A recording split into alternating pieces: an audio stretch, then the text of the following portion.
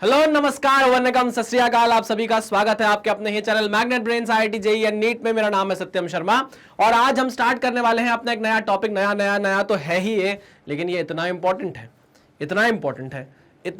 है कि मैं बता नहीं सकता कितना इंपॉर्टेंट है सही में।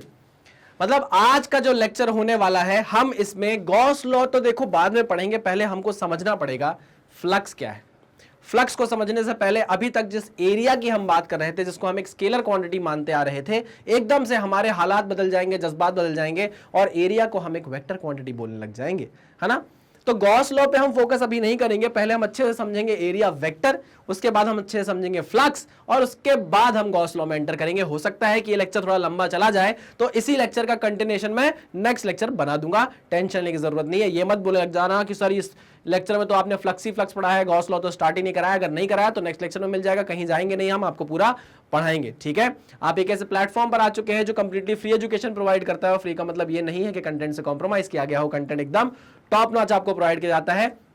आप किसी भी प्लेटफॉर्म से कंपेयर कर सकते हैं, सबसे बढ़िया कंटेंट अगर आपको मिलेगा तो वो हमारे प्लेटफॉर्म पर मिलेगा। ये बात मैं छाती ठोक कर बोल सकता हूं, कहीं भी जाइए हमारी रिपोर्ट आपको बेस्ट ही मिलने वाली है, ठीक है ना। तो बिना किसी देरी के लेक्चर को स्टार्ट करते हैं, जहां हम पढ़ेंगे पहले एरिया वेक्टर, फिर हम पढ़ेंगे इलेक्ट्रिक फ्लक्स, और अगर ज्यादा लंबा लेक्चर नहीं खिंचता है तो इसी लेक्चर में स्टार्ट कर देंगे गॉस लॉ को, नहीं तो नेक्स्ट लेक्चर में हम गॉस लॉ को सेपरेटली पढ़ लेंगे। समझ में आई बात? चलिए, तो मैग्नेट ब्रेन्स ने आपके लिए कोर्स का मॉड्यूल बनाकर रखा है जो कि नीट का कोर्स मॉड्यूल है, जहां पर हम पढ़ते हैं टॉपिक वाइज एक्सप्लेनेशन वीडियोस। उसके बाद हर लेक्चर के साथ आपको एक डीपीपी दी जाती है। हो सकता है किसी लेक्चर के साथ ना हो, क्योंकि उस लेक्चर के इतने क्वेश्चन ना आते हो, अगले लेक्चर से मिलाकर भी आपको एक डीपीपी दी जाती है।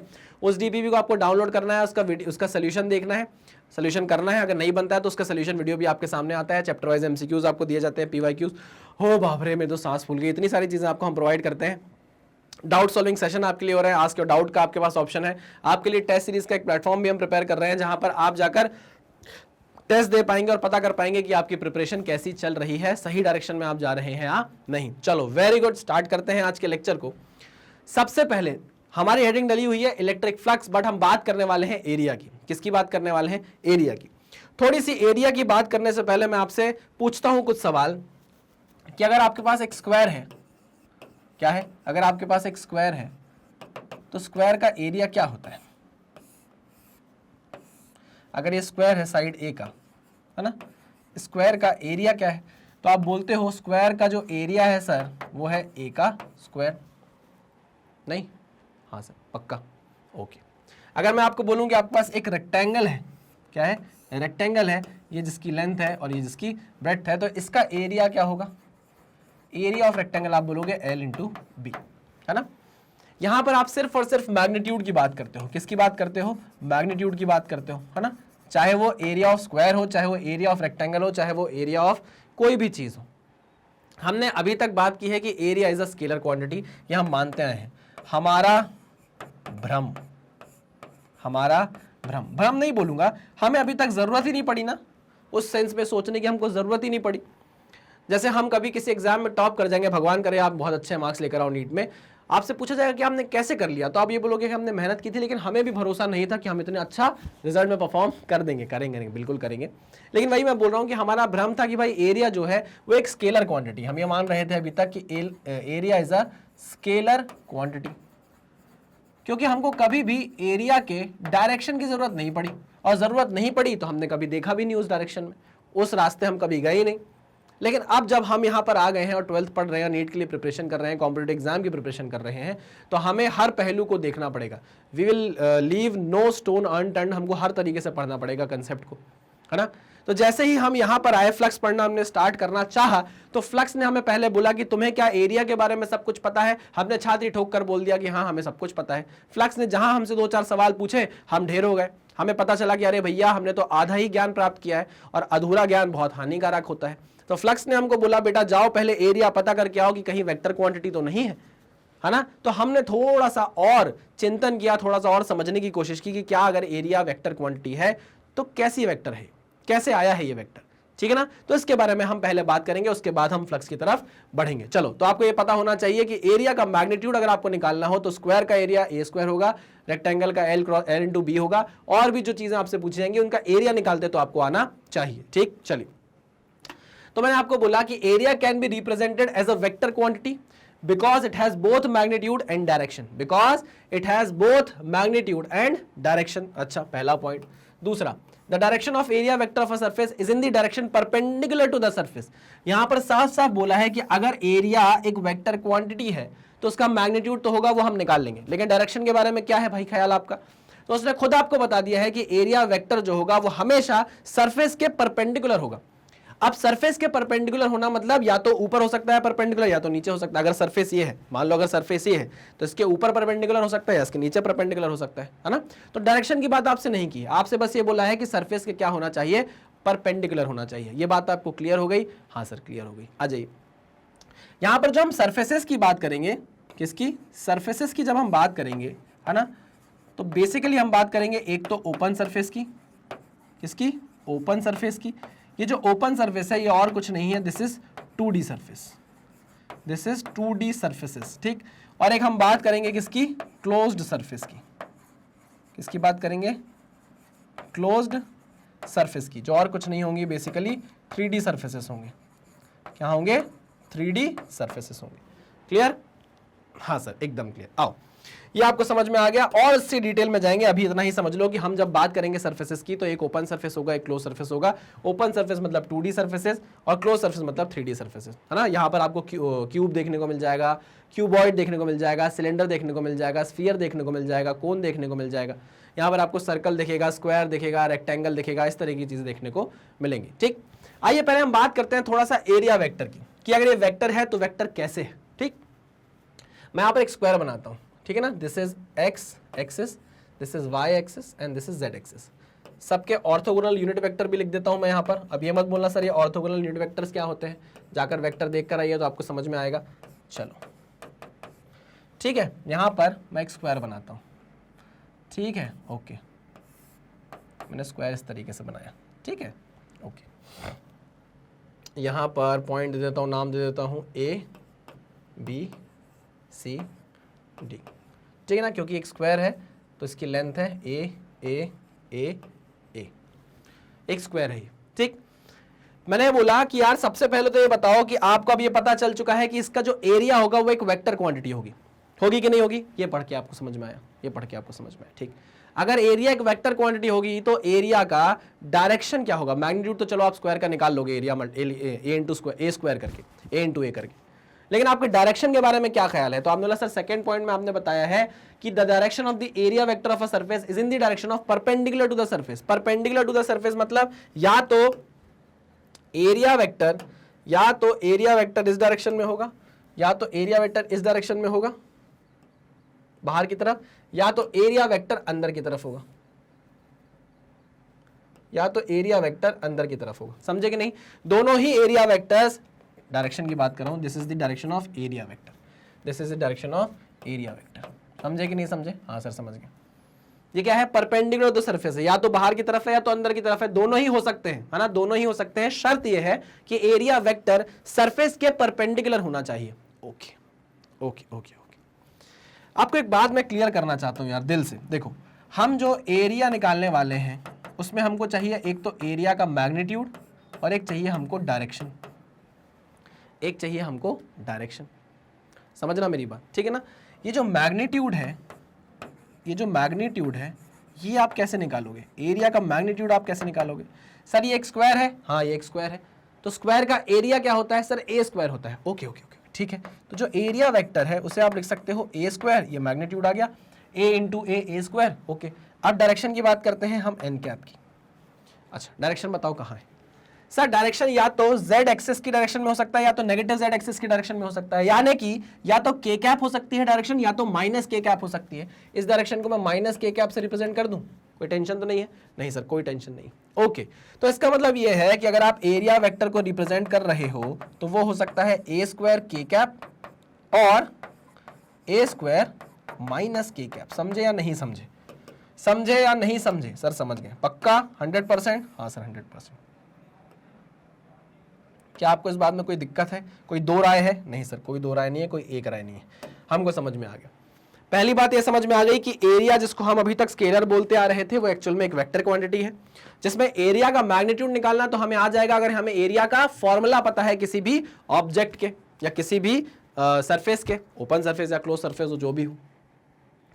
प्लस दूसरी बात, हमें चाहिए डायरेक्शन। तो डायरेक्शन सेकंड पॉइंट में बता दी गई है कि एरिया वेक्टर की डायरेक्शन हमेशा सरफेस के क्या होती है, परपेंडिकुलर होती है। हमेशा सरफेस के क्या होती है, परपेंडिकुलर होती है। बात समझ में आ गई? जी सर समझ में आ गई। ओके ओके ओके ओके, हमको अब कोई डर नहीं है। हम ओपन सरफेस की बात कर चुके। ये कैसा सरफेस है, ये कैसा सरफेस है भाई, ये 2D सरफेस है। कैसा सरफेस है, 2D सरफेस है, ठीक।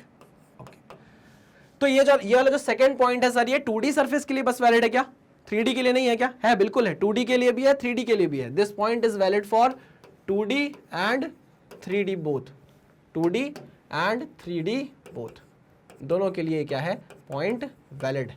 चलो, अब यहां पर अगर आपको समझ में आ गया है तो क्या हम आगे बढ़े, एक लेवल और आगे बढ़े, आपसे कुछ क्वेश्चन पूछूं? हाँ सर, चलो। अगर इस तरीके से मैं आपको एक एक्सिस बना दूं, दूसरी एक्सिस, और ये तीसरी एक्सिस, और ये तीसरी एक्सिस, ठीक है ना? ओके, देखिए, और यहां पर आपको एक चपटा सा सर्कल बना देता हूं, ठीक है ना? इस तरीके से मैंने एक सर्कल चपटा सा बना दिया आपके लिए, ठीक है ना? मुझे बताओ इसका एरिया वेक्टर क्या होगा, एरिया वेक्टर, एरिया वेक्टर चाहिए अब मुझे, ठीक है ना? This is X axis I cap, this is Y axis J cap, and this is Z axis K cap. बताओ मुझे एरिया वेक्टर निकाल कर बताओ क्या होगा। सर पहली बात तो ये, जो तू टिकटॉक टिकटॉक चलती है, अरे यार देखो, ये एरिया वेक्टर है, पक्की बात है कि सरफेस के क्या होगा, परपेंडिकुलर होगा। सिर्फ ऊपर हो सकता है क्या? नहीं, नीचे भी हो सकता है। तो एरिया वेक्टर या तो यहां होगा या तो यहां होगा। अगर आप एरिया वेक्टर ये बताते हो तो भी सही है, एरिया वेक्टर अगर आप ये बताते हो तो भी सही है। डायरेक्शन, ठीक, ओके। इसको आप रिप्रेजेंट कैसे कर सकते हो? चाहिए एक बार तो मैग्नीट्यूड और डायरेक्शन दोनों चाहिए। तो मैग्नीट्यूड क्या होगा, अगर इसका रेडियस मैं आपको r दे देता हूं, तो इस सर्कल का अगर मैं रेडियस आपको r दे देता हूं, तो बताइए मैग्नीट्यूड कितना होगा? तो मैग्नीट्यूड होगा पाई r स्क्वायर, यहां भी मैग्नीट्यूड होगा कितना, पाई r स्क्वायर। ओके, अब बात आती है डायरेक्शन की। तो ये कौन सी डायरेक्शन है? ये जे कैप की डायरेक्शन है। हाँ सर, तो ये हो गया जे कैप, और ये किसकी डायरेक्शन है, माइनस जे कैप की। तो ये लो, आप इसको माइनस जे कैप से भी रिप्रेजेंट कर सकते हो, है ना? तो एरिया वेक्टर ये भी हो सकता है, ये भी हो सकता है। आपको ये क्वेश्चन परेशान नहीं करेगा, बस उसको ये जानना होगा क्वेश्चन को कि आप एरिया वेक्टर की डायरेक्शन जानते हो कि नहीं, कि परपेंडिकुलर होती है सरफेस की, irrespective of the direction, irrespective of the direction. यहां पर एक नोट पॉइंट बता दूं आपको,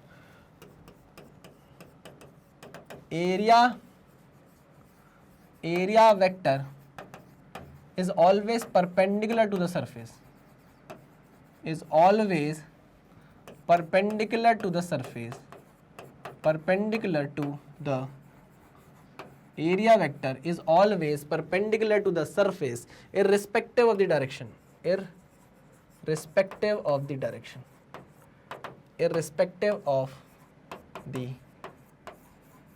डायरेक्शन। अच्छा, अभी हम डायरेक्शन की बात नहीं कर रहे हैं क्योंकि हमारे पास 2D सरफेस है। अभी हम डायरेक्शन की बात नहीं कर रहे हैं क्योंकि अभी यहां मैं लिख देता हूं, मैं अभी डायरेक्शन की बात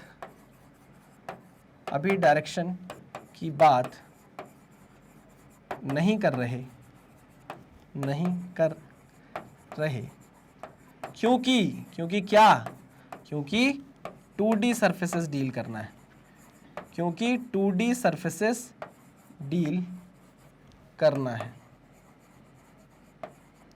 क्योंकि 2D सरफेसेस डील करना है। बात समझ में आई? हाँ सर समझ में आ गई। हमको क्या करना है, 2D सरफेसेस से डील करना है। जैसे हम 3D सरफेसेस यानी कि क्लोज सरफेसेस में पहुंचेंगे, एक छोटा सा कंस्ट्रेंट आपके लिए आ जाएगा, वो मैं आपको बता दूंगा, ठीक है ना? लेकिन अभी क्योंकि ये ओपन सरफेस है, ओपन का मतलब क्या है कि भैया इस डायरेक्शन में चले जाओ चाहे इस डायरेक्शन में चले जाओ, ओपन है ना? चाहे आप इस डायरेक्शन में जाओ चाहे आप इस डायरेक्शन में जाओ, सरफेस कैसा है, ओपन है। ओपन सरफेस मतलब किसी भी डायरेक्शन में जाओ, किसी भी डायरेक्शन में जाओ, किसी भी डायरेक्शन में जाओ, but area vector should be perpendicular to the surface, area vector should be perpendicular to the surface. बस एक चीज याद रखना कि भैया किसी भी डायरेक्शन में जाओ, क्योंकि ओपन सरफेस है, डायरेक्शन से लेना देना नहीं है, बट हमेशा सरफेस के क्या होना चाहिए, परपेंडिकुलर होना चाहिए। तो ये भी सही है और ये भी सही है। जरूरी थोड़ी ना यार सबका दिमाग एक जैसा चले। कोई बच्चा ये सोच सकता है कि भाई हम एरिया वेक्टर ऊपर की तरफ लेंगे, सर ने तो परपेंडिकुलर ही बोला था ना, सर ने तो परपेंडिकुलर ही बोला था। कोई बच्चा बोलेगा हाँ सर नीचे भी तो जा सकते हैं, ये भी परपेंडिकुलर है। तो मैं ये बोलना चाहूंगा कि दोनों ही डायरेक्शन क्या है, बिल्कुल सही। क्लियर, पक्का, हॉलू हॉलू समझते हुए चलना कि भाई हमको पहले तो हमने अपने दिमाग में ये बैठाया कि एरिया एक वेक्टर क्वांटिटी है जिसको रिप्रेजेंट करने के लिए हमको एक मैग्नीट्यूड की जरूरत है और एक डायरेक्शन की जरूरत है। मैग्नीट्यूड कहां से आएगा, किसी भी ऑब्जेक्ट या किसी भी सर्फेसेस के लिए आपको एरिया का फॉर्मूला तो पहले से ही आता होगा, है ना, तो वो आपका मैग्नीट्यूड बनेगा। रही बात डायरेक्शन की, तो एरिया वेक्टर का डायरेक्शन हमेशा सरफेस के परपेंडिकुलर होता है इररिस्पेक्टिव ऑफ द डायरेक्शन। अगर 2D है और 3D है तो दोनों के लिए परपेंडिकुलर तो होगा सरफेस के। अब डायरेक्शन कौन सी होगी ये तो आपको मैं बता दूंगा। अभी मैंने जैसे आपको 2D में बता दिया कि भैया डायरेक्शन हो सकती है कहीं भी। 3D में जाऊंगा तो 3D में मैं आपको बता दूंगा कि यार सुनो ना, एक डायरेक्शन की कमी है, वो सुन लो जरा, मैं बता दूंगा अच्छे से, हिला हिला के समझाऊंगा। रुको रुको, सुनो सुनो, दिमाग में डालो, जाने नहीं दूंगा, अच्छे से समझाऊंगा। यहां तक की बात एकदम क्लियर होनी चाहिए। कमेंट में बता दो कि सर हमको एरिया वेक्टर क्लियर हो चुका है। मैं रुका हुआ हूं, जल्दी से मुझे कमेंट में बताओ, अभी कमेंट करो कि सर एरिया वेक्टर हमको क्लियर हो चुका है। पक्का जी सर, हाँ सर। अच्छा एक और चीज, आओ अब मैंने आपको यहां तक कहाँ गया, मैंने आपको यहां तक समझा दिया है, तो एक छोटा सा क्वेश्चन आपसे और पूछ लूं। हाँ अब इतनी मेहनत कर रहे हैं तो यार चेक करना तो बनता है ना। आओ फिर से एक एक्सेस बनाता हूं और आपसे जरा चेक करने को बोलता हूं। बताओ एरिया वेक्टर मुझे, ठीक ठीक ठीक ठीक ठीक ठीक ठीक ठीक हो ठग लाइफ देख जट दी, सादा वसा कोई ना, नींद लॉन्ग टाइम मंग दी यारियां, ठग लाइफ देख जट दी, ठग लाइफ देख जट दी, टटड़ा टड़ा टड़ा ये करो, डिलीट डिलीट डिलीट। हाँ चलिए भाई, तो ये है आपका एक रेक्टेंगल जिसकी ये है लेंथ, है ना, और ये है जिसकी ब्रेड्थ। चलिए क्लियर, ओके। यह है आपकी z एक्सिस, यह है आपकी x एक्सिस और यह है आपकी y axis. i cap, k cap और i कैप, k कैप और ये क्या है, ये क्या है, ये क्या है, ये क्या है, j कैप। ठीक, ओके। चलिए अब मुझे बताइए कि डायरेक्शन कहाँ होगी, बताइए, एरिया वेक्टर निकाल कर बताइए। चलो आपने बोला सर एरिया वेक्टर या तो इस डायरेक्शन में होगा, है ना, या तो इसके पीछे, या तो इसके पीछे होगा, बट होगा क्या, परपेंडिकुलर टू द सरफेस। ठीक है ना। अच्छा आपको चाहिए एक तो मैग्नीट्यूड और एक चाहिए डायरेक्शन, है ना, दोनों ही केस में, है ना। तो मैं बोलूंगा भैया मैग्नीट्यूड कितना है, सर मैग्नीट्यूड है लेंथ इंटू ब्रेड्थ, है ना, length into breadth into n cap. N cap या तो आई कैप होगा और या तो क्या होगा, एल इंटू बी माइनस आई कैप, यही होगा क्या, हाँ सर यही होगा। अब आप ये समझ तो गए, है ना, लेकिन अब रीजन क्या है इसके पीछे, आओ जरा बात करते हैं कि ये परपेंडिकुलर ही क्यों जा रहा है, ये डायरेक्शन हम परपेंडिकुलर ही क्यों ले रहे हैं। अच्छा अच्छा अच्छा अच्छा अच्छा, हा, अच्छा क्वेश्चन अराइज किया आपने, दिमाग में आना चाहिए। यहां पर मैं लिख रहा हूं question, why are we taking the direction of area vector as perpendicular to the surface, perpendicular to the surface। आप सरफेस के परपेंडिकुलर ही क्यों ले रहे हो डायरेक्शन को, अब ये सवाल आ गया। अच्छा ठीक है, बात कर लें इस बारे में। हाँ तो आइए जरा ये वाले केस पे चलते हैं, है ना, इस केस पे चलते हैं। ध्यान से सुनो, गौर से सुनो। आप जो एरिया निकालते हो, इसका जो आपने एरिया निकाला था तो आपने कैसे निकाला था, एरिया जो आपने निकाला था वो आपने कैसे निकाला था, एरिया जो आपने निकाला था वो आपने निकाला था a इंटू ए करके, समझे कि नहीं समझे। हाँ तो यहां पर जो डायरेक्शन आ रही है वो परपेंडिकुलर ही क्यों आ रही है, आपने दो चीजों को मल्टीप्लाई किया और उसका जो रिजल्ट आया वो परपेंडिकुलर आ रहा है। ऐसा कब होता था, वेक्टर पढ़ा है, दो चीजों को आप मल्टीप्लाई कर रहे हो, है ना, और आपको पता चल गया है कि भाई एक वेक्टर क्वांटिटी है, दो चीजों को मल्टीप्लाई करने से एक क्वांटिटी वेक्टर बन रही है और वो परपेंडिकुलर टू द सरफेस है, यानी कि वो दोनों क्वांटिटीज के परपेंडिकुलर है, यानी कि वो दोनों वेक्टर्स के परपेंडिकुलर है। समझना, अब वेक्टर से समझने की कोशिश करना। आओ, मान लीजिए ये एक वेक्टर है और ये एक वेक्टर है, ये एक वेक्टर है, ये एक वेक्टर है, समझना, ठीक।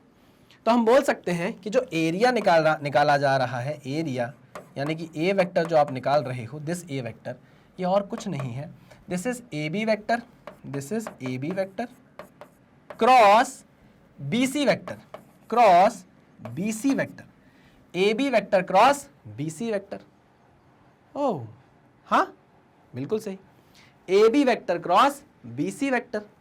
अच्छा, जिनका जो मल्टीप्लिकेशन का रिजल्ट आ रहा है, देखो ना यार, ये आपने क्या किया, ए वेक्टर कैसे करते थे, कैसे करते थे, देखो एक वेक्टर ये है, याद है, एक वेक्टर ये है, एक वेक्टर ये है, इनके बीच का एंगल थीटा है। अगर आपको ए वेक्टर क्रॉस बी वेक्टर करना होता था तो आप अपने पाम को ए पे रखते थे और बी की तरफ ले जाते थे, फिंगर्स को कर्ल करते थे, तो ये जो थंब की डायरेक्शन होती थी आपको क्या देती थी, रिजल्ट देती थी, ए क्रॉस बी देती थी। आई मेरी बात समझ में?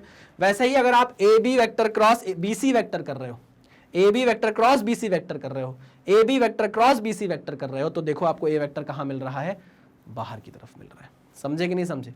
परपेंडिकुलर टू द सरफेस मिल रहा है। समझे या नहीं समझे? हाँ सर समझ गए, समझ गए, समझ गए। परपेंडिकुलर टू द क्या मिल रहा है, सरफेस मिल रहा है।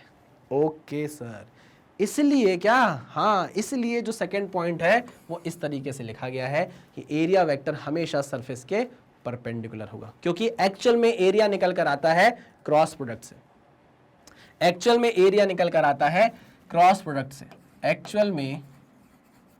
एक्चुअल में वहां लिख देता हूं ना मैं उसका आंसर, इसका आंसर मैं लिख देता हूं वहां पे, कहां पे, इधर पे, जहां मैंने आपको क्वेश्चन लिखवाया है ना। तो इसका आंसर मैं आपको यहीं पर दे देता हूं, आंसर मैं इसका यहीं पर दे देता हूं। Actually area is the result of cross, या बोलूं area is the result of the cross product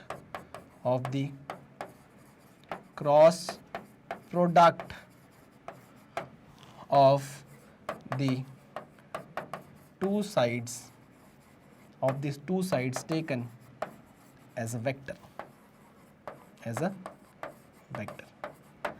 समझे कि नहीं समझे? इसलिए जो सेकंड पॉइंट लिखा गया है वो ऐसा लिखा गया है, क्योंकि हम एरिया जब भी निकालते हैं तो हम ये मानते हैं कि एरिया दो साइड्स को क्रॉस प्रोडक्ट कराने से आता है। वो दो साइड कैसे बिहेव करती हैं, वेक्टर जैसा बिहेव करती हैं। कैसा बिहेव करती हैं, वेक्टर जैसा बिहेव करती हैं। समझे या नहीं समझे? हाँ सर समझ गए, आगे बढ़े। लेकिन सर हमने तो पढ़ा है कि अगर आप क्रॉस प्रोडक्ट करते हो, जैसे अगर आप इन दोनों वेक्टर का क्रॉस प्रोडक्ट करोगे तो ए वेक्टर क्रॉस बी वेक्टर जो होता है सर, वो होता है ए बी साइन थीटा, है ना, और एक एन कैप भी होता है ना। यहां पर सर वो फॉर्मूला नहीं लगा पाएंगे क्या? अरे बिल्कुल लगा पाएंगे यार, इसको भी तो मैं लिख सकता हूं। देखो इसका मैग्नीट्यूड क्या है, ए, इसका मैग्नीट्यूड क्या है, ए साइन थीटा कितना है बेटा, 90 डिग्री, यहाँ 90 कर दिया, इंटू एन कैप, ठीक है ना। तो ये क्या हो गया, A square n cap. N cap क्या है, n cap is the unit vector perpendicular to the surface या perpendicular to the plane containing that surface. समझ रहे हो कि नहीं? अरे हाँ कि ना? हाँ सर यही चीज तो मैंने यहाँ पर लिखी थी। इसमें एन कैप क्या है?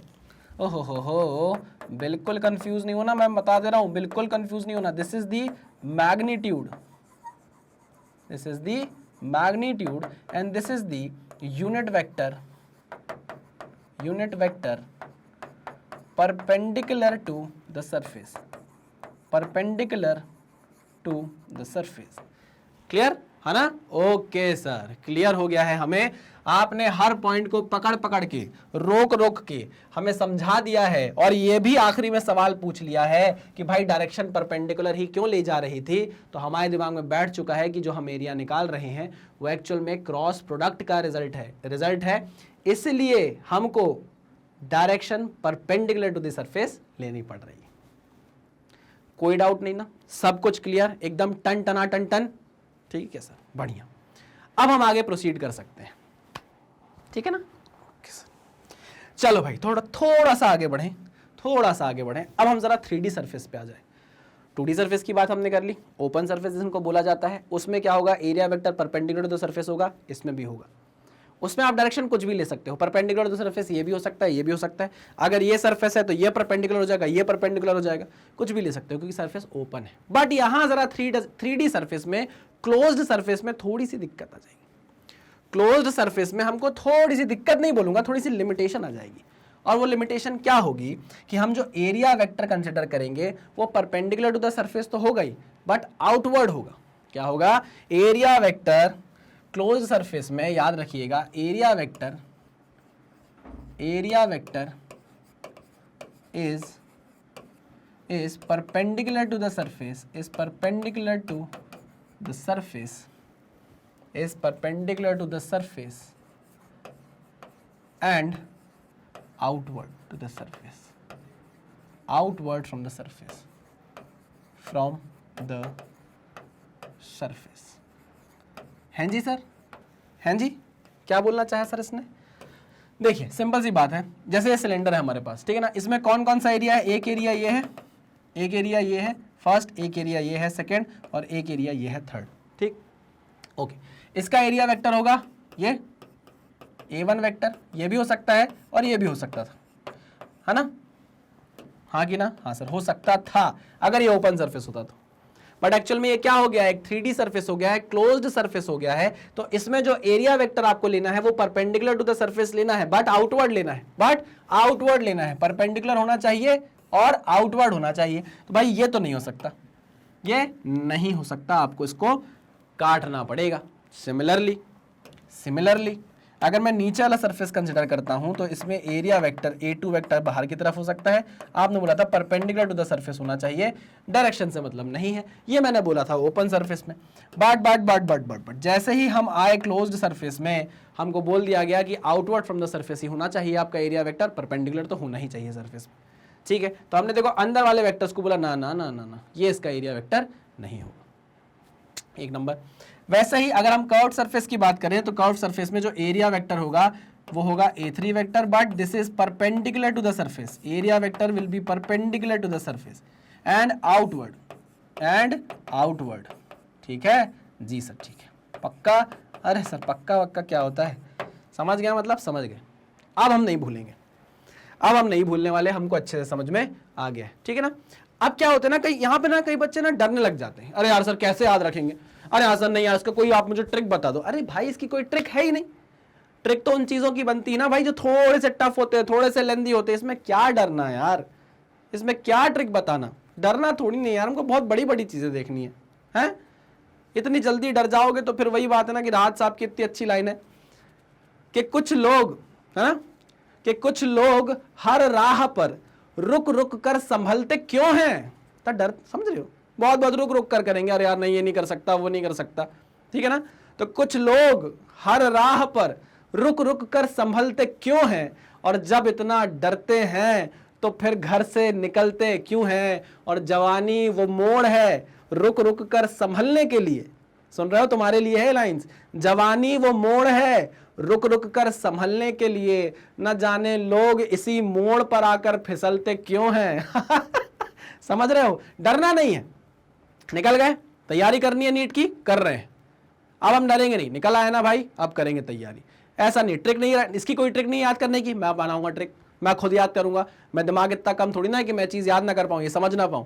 अरे यार खुद को थोड़ा बलशाली मानो, अपने पे तरस नहीं खाना है, याद रखना, अपने पे तरस नहीं खाना है, जितनी मेहनत लगेगी उससे डबल दूंगा, है ना, मेहनत में कमी नहीं रहेगी। फिर तुम देखो कैसे आसमान तुम्हारे नजदीक आता है, तुमको आसमान के पास जाने की जरूरत नहीं पड़ेगी बेटा, जितना तुम मेहनत करते जाओगे ना उतनी तुम्हारी जमीन ऊपर होती जाएगी, लेवल तुम्हारा ऊपर होता जाएगा, और एक दिन तुम अपने आप को इस लेवल पे पाओगे कि हाथ ऐसे ऊपर करोगे ना तो आसमान छू रहे होगे।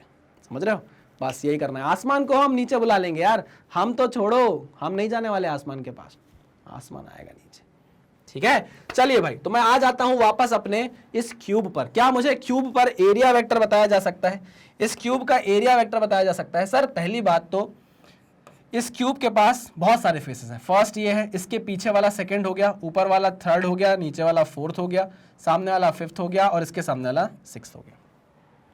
6 फेज हो गए, हाँ सर। तो 6 फेज का एरिया वेक्टर अलग अलग होगा, है ना, मुझे बताओ जो हमारा फर्स्ट फेस है इसका एरिया वेक्टर ये होगा, हाँ। सेकंड फेस का एरिया वेक्टर ये होगा, हाँ सर ये होगा। इसको थोड़ा पीछे से बना लूँ। सेकंड फेस का एरिया वेक्टर ये होगा, हाँ सर ये होगा, ठीक है। थर्ड फेस का एरिया वेक्टर ये होगा, आउटवर्ड है, perpendicular to the surface and outward. Fourth face का ये, ठीक। फिफ्थ का ये, सिक्स्थ का ये। समझे या नहीं समझे? समझ गया सर। समझे या नहीं? फर्स्ट का ये perpendicular to the surface and outward, अंदर नहीं, आउटवर्ड, आउटवर्ड। सेकंड का भी बाहर, थर्ड का बाहर, फोर्थ का बाहर, फिफ्थ का बाहर, सिक्स्थ का बाहर। क्लियर? बहुत बढ़िया। चलिए भाई, तो अब आप समझ गए कि क्लोज्ड सरफेस अगर है तो आपको एरिया वेक्टर कैसे बनाने हैं। This is A1 vector, this is A2 vector, this is A3 vector, this is A4 vector, this is A5 vector, this is A6 vector, this is A6 vector. Okay, perfect. अब इसकी बात करें, ये हमारे पास एक स्फीयर है। क्या है ये? ये एक स्फीयर है भाई। लिख कर बताऊं कि मुंह से बोल दिया तो समझ गए होगे। ये एक स्फीयर है, ठीक है। इसका एरिया वेक्टर कैसा होगा? आइए देखते हैं। इसका area vector perpendicular to the surface outward, perpendicular to the surface outward, perpendicular to the surface outward, perpendicular to the surface outward, perpendicular to the surface outward, perpendicular to the surface outward, perpendicular to the surface outward, perpendicular to the surface outward, ठीक, perpendicular to the surface outward. अब कहीं भी देख लो, कहीं भी जाकर देख लो, आपको सरफेस पे हमेशा एरिया वेक्टर क्या दिखेगा? परपेंडिकुलर दिखेगा। हमेशा सरफेस पर एरिया वेक्टर क्या दिखेगा? परपेंडिकुलर दिखेगा। अच्छा, और अगर आप इसे पीछे की तरफ एक्सटेंड करोगे, है ना, सारे वेक्टर को, सारे वेक्टर कहाँ जाकर मिलेंगे? सेंटर पे जाके मिलेंगे। कहाँ जाकर मिलेंगे? सेंटर पे जाके मिलेंगे। क्लियर है कि नहीं? हाँ सर क्लियर है। लेकिन अंदर की तरफ कोई डायरेक्शन नहीं है एरिया वेक्टर की। सारे एरिया वेक्टर की डायरेक्शन कहाँ है? बाहर की तरफ है। सारे एरिया वेक्टर की डायरेक्शन कहाँ है? बाहर की तरफ है। समझे या नहीं समझे? हाँ सर समझ गए। कोई दिक्कत परेशानी नहीं? पक्का? जी सर पक्का। आगे बढ़े। यहां पर देखिए एक एरिया ये है, सरफेसेस अपने अपने चुन लो भाई। कितने सरफेस है? यहाँ एक सरफेस है, दो सरफेस है, तीसरा सरफेस कर्व सरफेस, यहाँ 6 सरफेस, यहाँ पर पूरा सरफेस ही सरफेस है भैया। ये देखो, ये देखो 3D है, 3D object. Clear? But perpendicular to the surface निकलेगा area vector, perpendicular to the surface निकलेगा एरिया वेक्टर। बहुत बढ़िया। तो 2D सरफेस समझ गए, 3D सरफेस समझ गए, एरिया वेक्टर समझ गए, डायरेक्शन समझ गए, मैग्नीट्यूड तो पता ही था, बस अब कोई दिक्कत नहीं होगी। आगे बढ़े, आगे बढ़ते हैं। चलो, अब इतनी देर से जो इतनी बातें हमने की है वो की है इस चीज़ को समझने के लिए। सिर्फ मैंने आपको बोला था ना कि सीधे गॉस लॉ पे और चक्कर जाने की ज़रूरत नहीं है। जब तक एरिया वेक्टर समझ में ना आए तब तक फ्लक्स नहीं पढ़ेंगे, ऐसा मेरा मानना है। बच्चों को बहुत टाइम तक ना क्लियर ही नहीं होता है एरिया वेक्टर का कंसेप्ट, और उसके बाद वो सीधे गॉस लॉ में चले जाते हैं, बहुत दिक्कत होती है। ठीक, तो एरिया वेक्टर क्लियर करने के बाद नेक्स्ट स्टेप हमारा है इलेक्ट्रिक फ्लक्स। ये इलेक्ट्रिक फ्लक्स देखो आपको दिखेगा नहीं, मैं आपको बता रहा हूँ कि जब क्लास 11th आप पढ़ते हो ना तो आपको चीज़ें दिखती हैं, समझ में आता है, पुली लटकी है, मास ऊपर जा रहा है, मास नीचे आ रहा है, समझ में आती है चीज़ें। यहाँ पर आपको दिक्कत होने लग जाती है। कहाँ फ्लक्स? किधर है फ्लक्स? मुझे सब दिखाई दे रहा है माँ, मुझे कुछ नहीं दिखाई दे रहा है माँ। ये बताओ कौन से पिक्चर का डायलॉग है? ऐसा चालू हो जाता है क्योंकि आपको कुछ दिखाई नहीं देता। बस पढ़ते जाओ पढ़ते जाओ पढ़ते जाओ, फील कुछ नहीं हो रहा। ये थोड़ी सी टफ चीज़ होती है। देखो क्या होता है ना, ऐसा मैक्सवेल भाई साहब ने बोला है कि दुनिया में कोई भी चीज़ बिना फ्लक्स के नहीं चल सकती। अगर इलेक्ट्रिक फील्ड है, चार्ज है, फील्ड है तो फ्लक्स होगा। फ्लक्स क्या है? बेसिकली आपके घर में जो मोटर लगी है, आपकी जो इलेक्ट्रिक ट्रेन्स होती हैं, है ना, आपका जो ब्रेन है, अगर कहीं पर कुछ इलेक्ट्रिक फील्ड जनरेट हो रही है तो फ्लक्स निकलेगा ही निकलेगा। समझ रहे हो? टिल्लू पंप जो चल रहा है फ्लक्स से चल रहा है ना, जो कंप्यूटर चल रहा है फ्लक्स से चल रहा है, इलेक्ट्रिक फील्ड प्रोड्यूस करता है। वो इलेक्ट्रिक फील्ड लाइंस जब किसी पर्टिकुलर एरिया से निकलती हैं तो हम बोलते हैं भैया इस एरिया से पास होने वाली ये फील्ड लाइन है। इनको इतने बड़े टर्म से बोलने से अच्छा अगर मैं बार बार बोलूं कि यार इस एरिया से इतनी फील्ड निकल रही है, इस एरिया से इतनी फील्ड निकल रही है, परपेंडिकुलर टू द फील्ड निकल रही है, परपेंडिकुलर टू द एरिया निकल रही है, कुछ भी अगर बार बार मैं ऐसा बोलूं कि यार ये सरफेस है इससे फील्ड लाइंस निकल रही है, ये सरफेस है इससे फील्ड लाइंस निकल रही है, ये बोलने की बजाय अगर मैं बोल दूं कि इतना फ्लक्स है तो ज्यादा अच्छा लगेगा। आई मेरी बात समझ में? देखिए वही बोला गया है, electric flux through any surface area is defined as the number of field lines that pass through that area perpendicular to the surface. अगर आप फील्ड लाइंस देख रहे हो किसी पर्टिकुलर सरफेस से पास होती हुई तो उस पर्टिकुलर सरफेस एरिया के परपेंडिकुलर कितनी फील्ड लाइंस पास हो रही हैं, कितनी फील्ड लाइंस पास हो रही हैं, वही कहलाती है हमारी क्या, इलेक्ट्रिक फ्लक्स। अच्छा, यहां पर देखिए एरिया दिख रहा है आपको, इस एरिया के परपेंडिकुलर जितनी भी फील्ड लाइन जा रही है उसको हम बोलेंगे कि ये क्या है, इलेक्ट्रिक फ्लक्स है। यहां पर सरफेस एरिया बदल गया, अब ऐसा सरफेस हो गया है, लेकिन जो हमारी फील्ड लाइन है वो परपेंडिकुलर टू द सरफेस जा रही हैं, तो number of field lines passing through the surface perpendicular to the surface क्या कहलाती है, हमारी इलेक्ट्रिक फ्लक्स कहलाती है। अच्छा, अगर मैं यहां पर एक छोटू सा चार्ज रख दूं, इधर कहीं चार्ज रख दूं, एक छोटू सा चार्ज लाकर रख देता हूं, तो आपको ऐसा नहीं लगता कि अगर ये पॉजिटिव चार्ज है तो इस पर एक फोर्स लग जाएगा F is equal to q E का, है ना। तो मतलब ये जो फील्ड लाइंस आ रही हैं इसमें इतना पोटेंशियल है कि अगर मैं इस पर एक चार्ज रख देता हूं तो इस चार्ज पर धक्का लगा देंगे, एक फोर्स जनरेट कर देंगे, वर्क करवा देंगे, फोर्स लगेगा तो वर्क हो जाएगा, चार्ज खिसक जाएगा। तो मतलब यहां पर हम ये भी बोल सकते हैं कि ये जो फ्लक्स है ये और कुछ नहीं है, ये energy passing through the surface है, energy incident on the surface है। अरे यार एनर्जी है तभी तो ये वर्क करा पा रहा है, इस चार्ज को मूव करा पा रहा है, कौन, ये फ्लक्स, ये फील्ड लाइंस, है ना। तो हम बोल सकते हैं कि फ्लक्स और कुछ नहीं है, flux is nothing but the energy incident on the surface perpendicularly. ये होता है हमारा फ्लक्स। सबसे अच्छी डेफिनेशन जो मैंने सबसे कंसाइज लिखी है वो ये लिखी हुई है, electric flux through any surface area is defined as the number of field lines, number of field lines, number of field lines that pass through that area perpendicular to the surface, perpendicular to the surface. Next, electric flux is measure of the flow of electric field through a surface. Electric field का जो flow है through the surface आपको पता चलता है flux से। अच्छा, यही flux अगर per unit time आप देखोगे उसको आप flux density बोलोगे। Flux density is defined as the number of field lines passing through unit area per unit time, unit area per unit time, unit area per unit time. Clear? इसको आप क्या बोलते हो, फ्लक्स डेंसिटी बोलते हो। धीरे धीरे समझेंगे, कोई जल्दबाजी नहीं है, बहुत धीरे धीरे समझेंगे। आइए पहले हम बात करते हैं इसके फॉर्मूले की, ठीक, फॉर्मूले की बात करते हैं। फॉर्मूला क्या है, फॉर्मूला यहां मैं आपको लिखकर बता देता हूं। Flux is nothing but field dot area vector, electric field dot area vector, dot product से आता है तो कैसी क्वांटिटी हो जाएगी, स्केलर क्वांटिटी। डॉट प्रोडक्ट से आ रहा है तो कैसी क्वांटिटी होगी, स्केलर क्वांटिटी। मतलब आप इसे लिख सकते हो ई ए कॉस थीटा। अच्छा, थीटा किसके और किसके बीच में होगा सर, ये एंगल किसके और किसके बीच में है, एंगल है ये एरिया वेक्टर और फील्ड के बीच में, इलेक्ट्रिक फील्ड्स के बीच में, इलेक्ट्रिक फील्ड की डायरेक्शन के बीच में, ठीक है ना। So this theta is the angle between, is the angle between, is the angle between E vector and a vector, e vector and a vector। Theta जो है it is the angle between e vector and a vector. Okay, clear, पक्का। Scalar quantity है, unit भी होगी इसकी कुछ, बिल्कुल होगी। फील्ड की यूनिट क्या होती है, फील्ड इंटेंसिटी की, अरे बाबा न्यूटन पर कूलॉम होती है, हाँ। एरिया होता है मीटर स्क्वायर, तो newton metre square per coulomb, क्या, newton metre square per coulomb, newton metre square per coulomb. और वोल्ट पर मीटर भी होती है unit, volt per metre into metre square cut जाएगा तो कितना आ जाएगा, वोल्ट मीटर, कितना आ जाएगा, volt meter. This is the unit of flux, this is flux, electric flux, है ना। ई भी लिख देता, अभी ई नहीं लिख रहा हूं तो समझ जाना, अभी हम पढ़ रहे हैं इलेक्ट्रिक फील्ड एंड चार्जेस, तो ऑब्वियस सी बात है ये कौन सा फ्लक्स होगा, इलेक्ट्रिक फ्लक्स होगा। तो यहां पर आपके पास फॉर्मूला आ गया है E vector dot A vector. ये कैसे आया, क्यों आया, इसके बारे में अभी हम बात करेंगे, टेंशन बिल्कुल भी मत लो। यहां से हमको समझ में आया कि हमारी जो फील्ड है, हमारा जो फ्लक्स है वो डिपेंड कर रहा है फील्ड पे, वो डिपेंड कर रहा है एरिया पे भी डायरेक्टली, और डिपेंड कर रहा है एंगल पे भी। कैसे समझेंगे, आइए आइए शानदार तरीके से। How the formula is derived, हम बोल रहे हैं कि flux is directly proportional to the field intensity. अच्छा, मतलब ये है कि अगर मैं यहां से ऐसी फील्ड लाइंस बनाता हूं, देखना फील्ड लाइन बना रहा हूं, ये field line perpendicular to the surface, 1 2 3 4, ठीक है ना। ये अंदर गई हुई है, ऐसे एंटर हो रही है, ठीक है ना, ये ऐसे एंटर हो रही है, ऐसे बाहर निकल रही है। अरे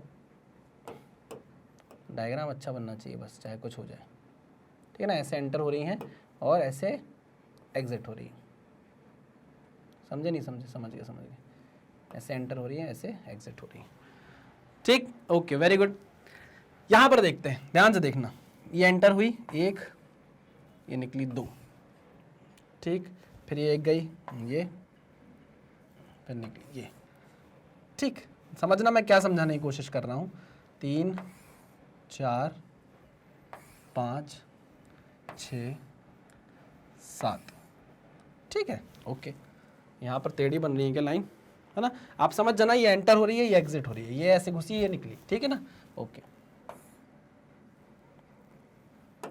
मुझे इतना खराब लगता है अगर डायग्राम खराब बनता है तो, है ना, बना रहे हैं तो अच्छे से बनना चाहिए डायग्राम यार। बढ़िया बढ़िया, ठीक।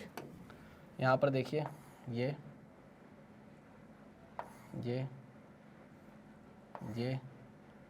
और ये, ठीक है ना, ऐसे जा रही है, ऐसे बाहर निकल रही है, ऐसे जा रही है, ऐसे बाहर निकल रही है, ठीक। देखकर क्या समझ में आ रहा है, मुझे ये दिख रहा है कि यहाँ पर गैप ज्यादा है फील्ड लाइंस के बीच में, मतलब यहाँ इंटेंसिटी कम है, मैग्नीट्यूड कम है, यहाँ पर गैप कम है, पास पास है फील्ड लाइंस, क्या है ये, फील्ड लाइंस पास पास है, यहाँ पर फील्ड लाइंस दूर दूर है ना। तो मैं बोल सकता हूं कि इस पर्टिकुलर एरिया से यहां कम नंबर ऑफ फील्ड लाइंस निकल रही हैं, यहां ज्यादा नंबर ऑफ फील्ड लाइंस निकल रही हैं, मतलब यहां फ्लक्स ज्यादा होगा, मैंने देख लिया है, डायरेक्टली प्रोपोर्शनल है, दिख भी रहा है, कॉमन सेंस भी है। ज्यादा फील्ड लाइंस निकल रही हैं, पास पास है, मतलब यहां पर फील्ड इंटेंसिटी ज्यादा है। आई मेरी बात समझ में, अगर फील्ड इंटेंसिटी ज्यादा है तो फ्लक्स भी क्या है, ज्यादा है। फ्लक्स क्या है, फ्लक्स और कुछ नहीं है भैया, number of field lines passing through the surface area, है ना, that pass through the surface area and perpendicular to the surface. लो भैया यही पता, यहां देखो ना आप, यहां ज्यादा नंबर ऑफ फील्ड लाइंस निकल रही है जो परपेंडिकुलर टू द सरफेस है, यहां कम नंबर ऑफ फील्ड लाइंस निकल रही है जो परपेंडिकुलर टू द सरफेस है। अगर मैं बात करूं नंबर की, तो नंबर में आप देखिए 1 2 3 4 है, तो हम बोल देंगे यहाँ फ्लक्स कितना है भैया, 4 के बराबर है। यहाँ फ्लक्स कितना है, यहाँ फ्लक्स है 1 2 3 4 5 6 7 के बराबर है ना, किसके बराबर है, 7 के बराबर है। अच्छा, अगर मैं एरिया वेक्टर की बात करूं तो सरफेस कैसा है, ओपन सरफेस, सरफेस कैसा है, ओपन सरफेस, तो आप इस डायरेक्शन में मान लो this is the area vector, नहीं this is the area vector. Area vector क्या होता है, सरफेस के परपेंडिकुलर होता है। यहां भी एरिया वेक्टर क्या है, this is the area vector. अच्छा मुझे बताओ थीटा यहां कितना है, किस थीटा क्या होता है, इसके ई के और ए के बीच में एंगल, दोनों पैरेलल हैं, तो थीटा कितना हो गया, 0। यहां भी थीटा कितना हो गया, 0। समझे या नहीं समझे, हाँ सर समझ गए, हाँ सर समझ गए, समझ गए कि नहीं समझे, हाँ सर समझ गए, ओके। तो मैं आपको ये समझाना चाह रहा हूं कि हमारा जो फ्लक्स है वो इलेक्ट्रिक फील्ड इंटेंसिटी पे डिपेंड करता है। जितनी ज्यादा फील्ड की इंटेंसिटी होगी उतना ज्यादा उसका मैग्नीट्यूड होगा, उतनी पास पास लाइंस होंगी, उतनी ज्यादा नंबर ऑफ लाइंस एक सरफेस के परपेंडिकुलर होकर निकलेंगी, तो फ्लक्स भी क्या हो जाएगा, ज्यादा हो जाएगा। ठीक है, समझ में आ गया। अब जरा चलते हैं दूसरे टर्म के पास, phi is directly proportional to area. ये क्या है भाई, आओ, जब तक तोड़ेंगे नहीं तब तक छोड़ेंगे नहीं, आ जाओ। अब हमने field, number of field lines पे तो देख लिया कैसे डिपेंड करता है, अब हम देखते हैं जरा एरिया पे।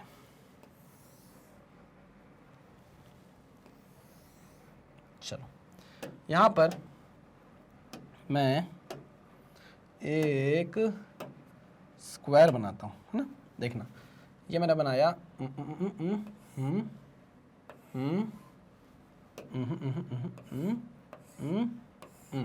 ये मैंने एक सरफेस बनाया, ठीक, और एक सरफेस में ये बना रहा हूं, देखो,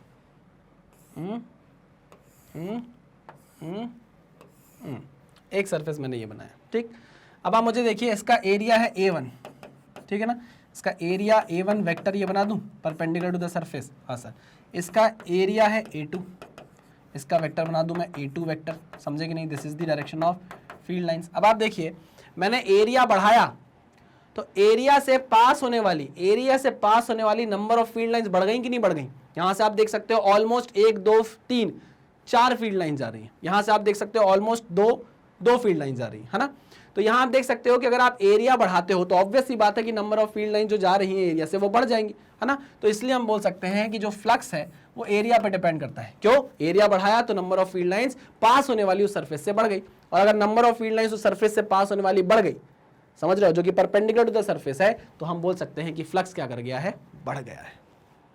ठीक है ना, तो एरिया पे भी डिपेंड करती है। हम बोल सकते हैं भाई A2 is greater than A1, this implies flux जो 2 से होगा वो बड़ा होगा, ज्यादा होगा फ्लक्स जो 1 से जा रहा है। Electric flux. ठीक है, चलिए तो हम ये जो रिलेशन है इस रिलेशन को जरा पढ़ रहे हैं, समझ रहे हैं। ठीक है, समझ गए भैया।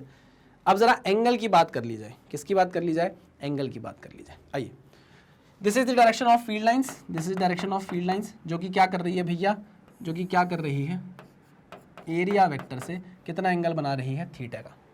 This is the direction of area vector ना, perpendicular to the surface, this is the area vector, this is the theta. जो थीटा होता है वो ई और ए के बीच का ही एंगल होता है।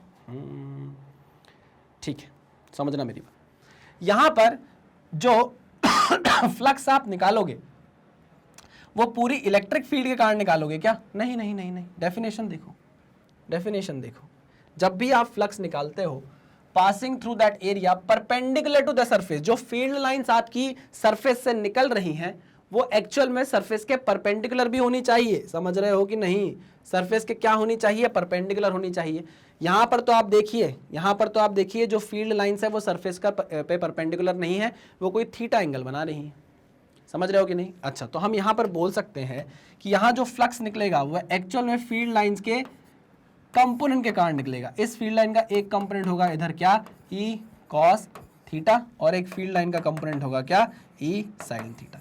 फील्ड का एक component E cos theta, field का एक कंपोनेंट ई साइन थीटा। यहां पर जो आपका फ्लक्स निकलने वाला है वो किसके कारण निकलेगा? ई कॉस थीटा के कारण। Responsible for flux, responsible for generating, responsible for generating flux। समझ रहे हो कि नहीं? हाँ सर, पक्का? ओके, तभी आप तो फ्लक्स का फॉर्मूला ये लिखते हो, देखो ना, तभी तो आपने फ्लक्स का फॉर्मूला ये लिखा, ई कॉस थीटा। समझे या नहीं समझे? हाँ सर, समझ गए? अरे हाँ कि ना, तभी तो ये फॉर्मूला क्या बन रहा है, E vector dot A vector, यानी कि component of E vector, component of E vector along A vector, या component of E vector perpendicular to the surface. दोनों तरीके से समझ सकते हो, है ना। यहां पर आप लिखो नोट बनाकर, component of E vector here, यहां पूरा लिखता हूं, हेयर हेयर इज नॉट, यहां जो ई वेक्टर है, यहां जो पूरी की पूरी फील्ड है, it is not responsible for generating flux. पूरी की पूरी फील्ड जो है वो रिस्पॉन्सिबल नहीं है फ्लक्स जनरेट करने के लिए। उस फील्ड का कॉस कंपोनेंट जो कि इस सरफेस के परपेंडिकुलर में है या फिर ए वेक्टर के अलोंग है, वही रिस्पॉन्सिबल है फ्लक्स जनरेशन के लिए। समझ में आई बात? फिर से बोलता हूं, यहां लिख रहा हूं, फिर मैं बात करूंगा। Here E vector is not responsible, is not completely responsible, is not completely responsible for generating flux, for generating flux, for generating flux, but the component of, but the component of but the component of E vector, that is E cos theta, is actually generating flux, is actually generating flux। Okay, आई बात समझ में? हाँ sir, समझ में आ गई है। Clear है? हाँ सर, क्लियर है। तो एंगल पे भी डिपेंड कर रहा है, cos component of the angle पे भी डिपेंड कर रहा है। पक्का? जी सर, पक्का, 100%। चलो भैया, तो इसलिए ये फॉर्मूला अब हम कभी नहीं भूलेंगे कि flux, electric flux is nothing but E vector dot A vector, यानी कि ई A cos theta, E A cos theta. ठीक है ना? या तो ई का कंपोनेंट, या तो ई का कंपोनेंट, ई वेक्टर का कंपोनेंट अलोंग ए वेक्टर, देख लो, देख लो, या तो ई वेक्टर का कंपोनेंट अलोंग ए वेक्टर देख लो, या ई वेक्टर का component perpendicular to the surface देख लो, परपेंडिकुलर टू द सरफेस निकाल लो। एक ही बात है ना? आप परपेंडिकुलर टू द सरफेस निकालोगे तो आप ऑलरेडी एरिया वेक्टर के पैरेलल आ जाओगे। ठीक है ना?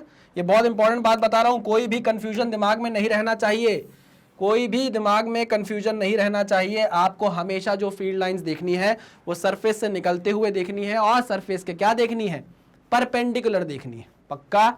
जी सर पक्का। या अलोंग दी एरिया वेक्टर देखनी है, एक ही बात है, ये लिखवा दिया मैंने। ठीक है, चलो भाई, तो इतनी सारी चीजें हमने यहां से यहां तक पढ़ ली कि फ्लक्स क्या होता है, उसका फॉर्मूला क्या है फॉर्मूला क्या है, कैसे डिपेंड करता है नंबर ऑफ फील्ड लाइंस पे, कैसे डिपेंड करता है एरिया पे, कैसे डिपेंड करता है एंगल पे। एक और इंपॉर्टेंट बात, हम ये जो फॉर्मूला लिखते हैं, कौन सा, ये वाला जो हमने फॉर्मूला लिखा है, it is only valid for uniform electric field. It is only valid for uniform electric field. अभी तक आप देखिए मैंने जो भी फील्ड लाइंस यहां कंसिडर की हैं, सारी की सारी कैसी है, यूनिफॉर्म इलेक्ट्रिक फील्ड है। कैसी है? सारी की सारी यूनिफॉर्म है। देखो यहां भी यूनिफॉर्म इलेक्ट्रिक फील्ड है ना, यहां भी यूनिफॉर्म इलेक्ट्रिक फील्ड है, यहां भी क्या है, यूनिफॉर्म इलेक्ट्रिक फील्ड है। हर जगह लिख दे रहा हूं भाई, कंफ्यूजन की कोई गुंजाइश नहीं है, यूनिफॉर्म इलेक्ट्रिक फील्ड है। यहां भी लिख दे रहा हूं valid for uniform electric field, for uniform electric field, for uniform electric field, for uniform electric field. खत्म खत्म खत्म। सर तो नॉन यूनिफॉर्म इलेक्ट्रिक फील्ड में क्या होगा? फिर तुम्हारा सवाल आ गया, अभी बताऊंगा ना लेक्चर में आगे, तो चलो मेरे साथ। तुम लोग यार जैसे गर्लफ्रेंड सवाल नहीं पूछती है, कहाँ थे, उसके साथ थे, उसके साथ तो इस टाइम नहीं रहते हो, इस टाइम तुम उसके साथ रहते, उसके साथ क्यों नहीं थे? अगर नहीं थे तो उसके साथ थे तो क्यों थे? झगड़ा हो गया? अच्छा, मुझसे प्यार नहीं करते? ऐसे सवाल मत किया करो। हो सकता है आप जो दिमाग में सोच रहे हो, आपके दिमाग में जो डाउट आ रहा है, वो अगली वाली स्लाइड में हो और आपको उसका रिजल्ट या उसका आंसर मिल जाए। चलिए आगे बढ़े, सब नोट डाउन कर लिया है, चलो आओ भाई कुछ डिस्कशन करते हैं। देखिए ये फील्ड लाइंस है ना, इसको मैं पीछे की तरफ वो करना चाहता हूँ, लेकिन क्या है, टेढ़ी बन जाती है। ठीक है, ये अरे यार ये टेढ़ी मार दूंगा मैं। ठीक, और ये ठीक है ना, ओके। ये फील्ड लाइन ऐसे जा रही है, चल रही है, ठीक है ना, ओके। क्या अंतर है दोनों में? दोनों में आपको फ्लक्स निकालना है। फ्लक्स यहाँ निकालो, फ्लक्स यहाँ निकालो, बताओ क्या होगा, बताओ क्या होगा। मुझे दिख रहा है सर कि यहाँ पर जो एरिया वेक्टर है, ये जो एरिया वेक्टर है वो इस डायरेक्शन में है, this is the area vector, ठीक है ना, okay, which is perpendicular to the surface. ठीक है, आप देख सकते हो कि जो ई वेक्टर है it is exactly parallel to A vector, यानी कि ई वेक्टर की जो डायरेक्शन है वो along the direction of A vector है। क्लियर है कि नहीं? हाँ, तो हम यहाँ फ्लक्स अगर निकालने जाएंगे तो सीधा सीधा फॉर्मूला क्या लगेगा, ई ए कॉस थीटा, और यहाँ थीटा कितना है भाई, थीटा है 0 डिग्री। 90 मत लिख देना, सरफेस से एंगल नहीं चाहिए हमको, एरिया वेक्टर से एंगल चाहिए। एरिया वेक्टर के पैरेलल है तो यहाँ पर थीटा क्या आ गया 0, तो कॉस 0 हो जाएगा 1, तो आ जाएगा आपका फ्लक्स कितना, ई ए। समझे? यहाँ बात करते हैं, यहाँ पर आप देखो ये आपका एरिया है ना, इसका एरिया वेक्टर कहाँ होगा प्लीज मुझे बताओ, इसका एरिया वेक्टर कहाँ होगा? एरिया वेक्टर ऐसा होगा, ओपन सरफेस है, अंदर भी हो सकता है बाहर भी हो सकता है। यहाँ भी आप देखो एरिया वेक्टर इधर भी हो सकता है इधर भी हो सकता है, लेकिन मैं ये कंसिडर कर रहा हूँ, ठीक है ना, इसमें मैं एरिया वेक्टर बाहर की तरफ कंसिडर कर रहा हूँ। कलर चेंज कर देता हूँ, यहाँ पर एरिया वेक्टर मैंने बोल दिया भाई this is the area vector, okay, perpendicular to the surface, perpendicular to the surface. कोई दिक्कत नहीं सर, कोई दिक्कत नहीं है, perpendicular to the surface, okay. अगर हम देखें ई और एरिया वेक्टर के बीच का एंगल, ई और एरिया वेक्टर के बीच का एंगल, तो आपको क्या ये 90 डिग्री नहीं दिख रहा? हाँ सर, यहाँ तो मुझे थीटा 90 डिग्री दिख गया, तो यहाँ पर फ्लक्स क्या होगा, ई ए कॉस 90, कॉस 90 हो जाता है 0, तो टोटल आंसर क्या आ गया फ्लक्स का, 0। समझे कि नहीं समझे? तो यहाँ पर आपको बहुत ध्यान से देखना पड़ेगा कि भैया परपेंडिकुलर टू द सरफेस या फिर एरिया वेक्टर के पैरेलल जा रही है लाइंस की नहीं जा रही है, इलेक्ट्रिक फील्ड लाइंस नहीं जा रही है तो किसी एंगल पर जा रही है क्या, देख लो। अगर किसी एंगल में वो एंगल 90 डिग्री निकल जा रहा है तो फिर फ्लक्स क्या हो जाएगा, 0 हो जाएगा। बात समझ में आ गई? हाँ सर, पक्का। मान लीजिए ये बोर्ड है, देखो ये बोर्ड का प्लेन है, ये देखो ये बोर्ड है, इस बोर्ड का प्लेन है, और ये फील्ड लाइंस है, ये फील्ड लाइन, ये जा रही है फील्ड लाइन, समझ रहे हो, ये बोर्ड का प्लेन है, ये प्लेन है, और फील्ड लाइंस ये जा रही है फील्ड लाइंस। तो मुझे बताओ फ्लक्स कितना है, तो मुझे बताओ फ्लक्स कितना, देखो गिरते गिरते बचा, फ्लक्स बताओ कितना है। सर ये फील्ड लाइंस है, ये फील्ड लाइन की डायरेक्शन है, और एरिया वेक्टर इसका ये बाहर की तरफ है, इसका एरिया वेक्टर ये बाहर की तरफ है, this is area vector, this is field line, तो एंगल बन गया 90 डिग्री, तो फ्लक्स कितना हो गया, 0। अरे भैया सरफेस के परपेंडिकुलर कोई फील्ड लाइन निकली ही नहीं ना, तो कहां से फ्लक्स जनरेट होगा? अच्छा अच्छा अच्छा अच्छा अच्छा अच्छा, ओके ओके सर, गुस्सा नहीं, हमको सब धीरे धीरे लाइन बाय लाइन क्लियर हो रहा है, आप प्लीज गुस्सा मत होइए और आगे पढ़ाइए। चलो तो आगे बढ़ते हैं। अब हमें क्या देखना है, क्वेश्चन आ गया है कुछ, उस क्वेश्चन को डिस्कस करते हैं। Find the flux through the circular surface of radius R. ये आपको फील्ड लाइंस की डायरेक्शन दी गई है, this is the direction of field lines, है ना, और बोल रहा है कि फ्लक्स बताओ इस एरिया के थ्रू, सर्कुलर सरफेस के थ्रू कितना है।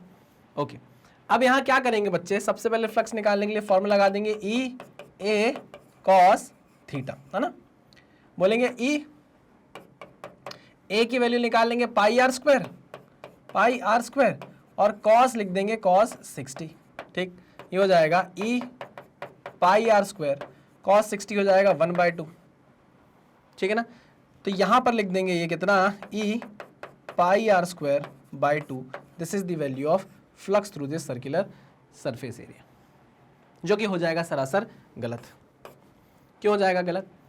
क्योंकि जब हम ये फॉर्मूला लगाते हैं phi is equals to E A cos theta, तो मैंने आपको बताया है कि ये जो थीटा है this is the angle between E vector and A vector, this is the E vector, this is the A vector. तो जो एंगल आपको एक्चुअल में लेना है वो एंगल क्या है, वो एंगल है ये, जो कि कितना हो जाएगा 30 डिग्री। समझे या नहीं समझे? हाँ, आपको इस फील्ड का, इस इलेक्ट्रिक फील्ड का कौन सा कंपोनेंट लेना है, वो कंपोनेंट जो इस सरफेस के परपेंडिकुलर जाए। समझे या नहीं समझे? हाँ सर समझ गए। तो एक्चुअल में जो फ्लक्स आप निकालने वाले हो वो क्या होगा, phi is equals to E A cos 30। समझे कि नहीं समझे? हाँ सर समझ गए। तो ये हो जाएगा E times of pi are square cos 30 is √3/2, तो ये हो जाएगा √3/2 E times of pi are square. This is the flux through this circular surface area. आई बात समझ में? जो गलती हो सकती थी वो ये है, मैंने आपको बता दी है। आइए इस क्वेश्चन में आते हैं। ये क्या बोल रहा है, find the flux through this circular surface area. अब यहाँ पर देखिए फील्ड की डायरेक्शन क्या है, this is direction of field lines. Okay, this is direction of field lines. अब मुझे बताइए कि यहाँ पर एरिया वेक्टर की डायरेक्शन क्या होगी, बताइए मुझे एरिया वेक्टर की डायरेक्शन क्या होगी। This is the direction of area vector, बाहर की तरफ। मानते हो कि नहीं मानते? हाँ सर मानते हैं, बाहर की तरफ, है ना। ये कैसा है आप समझ रहे हो कि नहीं समझ रहे हो? ये ऐसा सरफेस है, ये देखो ऐसा सर्कुलर सरफेस है, इस हाथ को मान लो ये मेरा सर्कुलर सरफेस है ना। और फील्ड लाइन कैसी जा रही है, फील्ड लाइन ऐसी जा रही है, देखो ये सर्कुलर सरफेस है, ये सर्कुलर सरफेस है, और फील्ड लाइन जा रही है ऐसी। कैसी जा रही है? ऐसी जा रही है। ऐसी नहीं जा रही है, अंदर की तरफ नहीं जा रही है, ऐसी जा रही है। फील्ड लाइन ऐसी जा रही है ना, 60 डिग्री का एंगल बनाते हुए। ये सर्कल है, मान लो भैया सर्कुलर सरफेस एरिया है, और फील्ड लाइन ऐसी जा रही है, अंदर की तरफ नहीं जा रही, ऐसी जा रही है। और इसका एरिया वेक्टर कहाँ होगा, बाहर की तरफ। एरिया वेक्टर बाहर की तरफ होगा। समझ रहे हो कि नहीं समझ रहे हो? हाँ सर। तो आप देखिए कि इसी प्लेन में है आपकी फील्ड लाइन इसी प्लेन में है, और इस प्लेन के परपेंडिकुलर है आपका एरिया वेक्टर, मतलब फील्ड लाइन के परपेंडिकुलर भी हो गया है क्या, एरिया वेक्टर। तो अगर आप एरिया वेक्टर देखोगे तो एरिया वेक्टर का जो एंगल है फील्ड लाइन से वो कितना बन रहा है, 90 डिग्री। कितना बन रहा है, 90 डिग्री। किससे? फील्ड लाइन से। फील्ड लाइन से कितना एंगल बन रहा है भैया, 90 डिग्री का एंगल बन रहा है। किसका? एरिया वेक्टर का। तो आप बता सकते हैं यहाँ पर फ्लक्स कितना होगा, यहाँ फ्लक्स होगा कितना, 0। यहाँ फ्लक्स कितना हो जाएगा, 0 हो जाएगा। समझे कि नहीं समझे? हाँ सर समझ गए। चलो और आगे बढ़ते हैं और देखते हैं कुछ। अब देखिए यहाँ पर आपको क्या दिया हुआ है, एक हेमिस्फीयर दिया हुआ है ना, हेमिस्फीयर दिया हुआ है, और ये फील्ड लाइन जा रही है अंदर की तरफ, ऐसे जा रही है अंदर की तरफ, ठीक है ना। इसके ऊपर से नहीं जा रही, अंदर की तरफ जा रही है, ऐसे जा रही है, ऐसे बाहर निकल रही है, ऐसे जा रही है, ऐसे बाहर निकल रही है। समझना मेरी बात? दोनों हो सकता है कि आपको ऐसे हेमिस्फीयर बनाकर दे दे और उसके ऊपर से फील्ड लाइन बनाकर दे दे, तो आपका फ्लक्स वैसे भी 0 हो जाएगा। लेकिन अगर अंदर की तरफ जा रही है, इस केस में अंदर की तरफ जा रही है, यहाँ से घुस रही है, यहाँ से बाहर निकल रही है, तो क्या होगा? अगर आपसे वो बोले कि बताओ कितना फ्लक्स निकल रहा है हेमिस्फीयर से, बताओ कितना, तो ऐसे क्वेश्चन आपको देखने को मिलेंगे। अभी आगे क्वेश्चन दूंगा मैं आपको, उसमें आपको क्या करना है, वो बोलेगा कि बताओ कितना फ्लक्स इस सरफेस से बाहर आ रहा है। ये सरफेस 1 बोल दो, इसको बोल दो सरफेस 1, इसको बोल दो surface 2। This is the curved surface area and this is the circular, this is the area of the circle, area of the base, है ना। तो हम बोल सकते हैं फ्लक्स एंटरिंग इज थ्रू, या flux entering through the base, flux entering through the base is equal to the flux leaving the curved surface area. Curved surface area, leaving the curved surface area. Okay, जितना यहां से base से enter करेगा उतना ही बाहर निकलेगा curved surface से। बात समझ में आएगी नहीं समझ में आई? अब एक क्वेश्चन कराऊंगा आपको समझ में आ जाएगा। अगर ये फ्लक्स अंदर नहीं घुस रहा, सिर्फ ऊपर ऊपर से निकल जा रहा है, तो फिर आप समझ जाओ कि भैया यहां पर फ्लक्स क्या हो जाएगा, जीरो हो जाएगा। ठीक है ना? नहीं समझ में आ रहा है? अभी समझ में आएगा जब मैं क्वेश्चन कराऊंगा। क्लियर? पक्का? अच्छा, आप देख सकते हैं फील्ड कैसी है, यूनिफॉर्म इलेक्ट्रिक फील्ड है। कैसी है ये? यूनिफॉर्म इलेक्ट्रिक फील्ड है। यूनिफॉर्म इलेक्ट्रिक फील्ड है। समझ में आया कि नहीं समझ में आया? हाँ सर। अच्छा मुझे बताइए यहां पर इस सरफेस का एरिया वेक्टर कहां होगा? बाहर की तरफ होगा। This is the area vector, this is the area vector. समझना, फील्ड की डायरेक्शन ये है, एरिया वेक्टर की डायरेक्शन ये है। यहां थीटा कितना हो जाएगा? 180 डिग्री। ठीक है ना? तो फ्लक्स और फील्ड के बीच में एंगल हो गया 180 डिग्री, कॉज 180 हो जाएगा -1 हो जाएगा। यानी इसका मतलब यह है कि जो फ्लक्स एंटर कर रहा है, जो फ्लक्स एंटर कर रहा है वो नेगेटिव आएगा। ठीक, और जो फ्लक्स एग्जिट करेगा, जो फ्लक्स एग्जिट करेगा, मान लीजिए यहां पर अगर मैं देखूं तो एरिया वेक्टर कहां होगा? बाहर की तरफ होगा, परपेंडिकुलर टू द सरफेस होगा, बाहर की तरफ होगा। हाँ कि ना? हाँ सर, बिल्कुल सही बोल रहे हैं। तो हम बोलेंगे भैया ये परपेंडिकुलर है, क्या कर रहा है? परपेंडिकुलर टू द सरफेस है, बाहर की तरफ है, तो यहां से फ्लक्स एग्जिट हो रहा है। फ्लक्स क्या हो रहा है? एग्जिट हो रहा है। यहां आप बोल सकते हो फील्ड लाइन और एरिया वेक्टर के बीच में एंगल कितना है? 0 डिग्री का। ठीक है, तो यहां पे जो फ्लक्स एग्जिट होगा वो कैसा है? पॉजिटिव है। फ्लक्स जो एग्जिट हो रहा है वो कैसा है? पॉजिटिव है। ठीक, चलो इस टाइप के क्वेश्चन अगर आपको दे दी जाए कि एक स्क्वायर दिया हुआ है और उसके यहां पर एंड पर एक चार्ज रख दिया है, इधर यहां पर एक चार्ज रख दिया है। अब वो पूछ रहे हैं आपसे कि फ्लक्स थ्रू द स्क्वायर बताओ कितना होगा? Flux through the surface, flux through the square बताओ कितना होगा? निकाल कर बताओ कितना है। तो कॉमन सेंस यूज करना है, कुछ नहीं करना। आपको पता है कि ये अगर पॉजिटिव चार्ज है मान लो, तो इससे फील्ड लाइन बाहर की तरफ निकलेंगी, इससे फील्ड लाइंस बाहर की तरफ निकलेंगी। ये देखो बाहर की तरफ निकल रही है फील्ड लाइन, बाहर की तरफ, बाहर की तरफ, बाहर की तरफ, बाहर की तरफ, बाहर की तरफ, बाहर की तरफ। ठीक, बाहर की तरफ। ये सब क्या है? ये फील्ड लाइन, ओहो हो, ये फील्ड लाइन क्या है? बाहर की तरफ है। ठीक, ओके, चलिए वेरी गुड। फील्ड लाइंस क्या है? ये बाहर की तरफ है।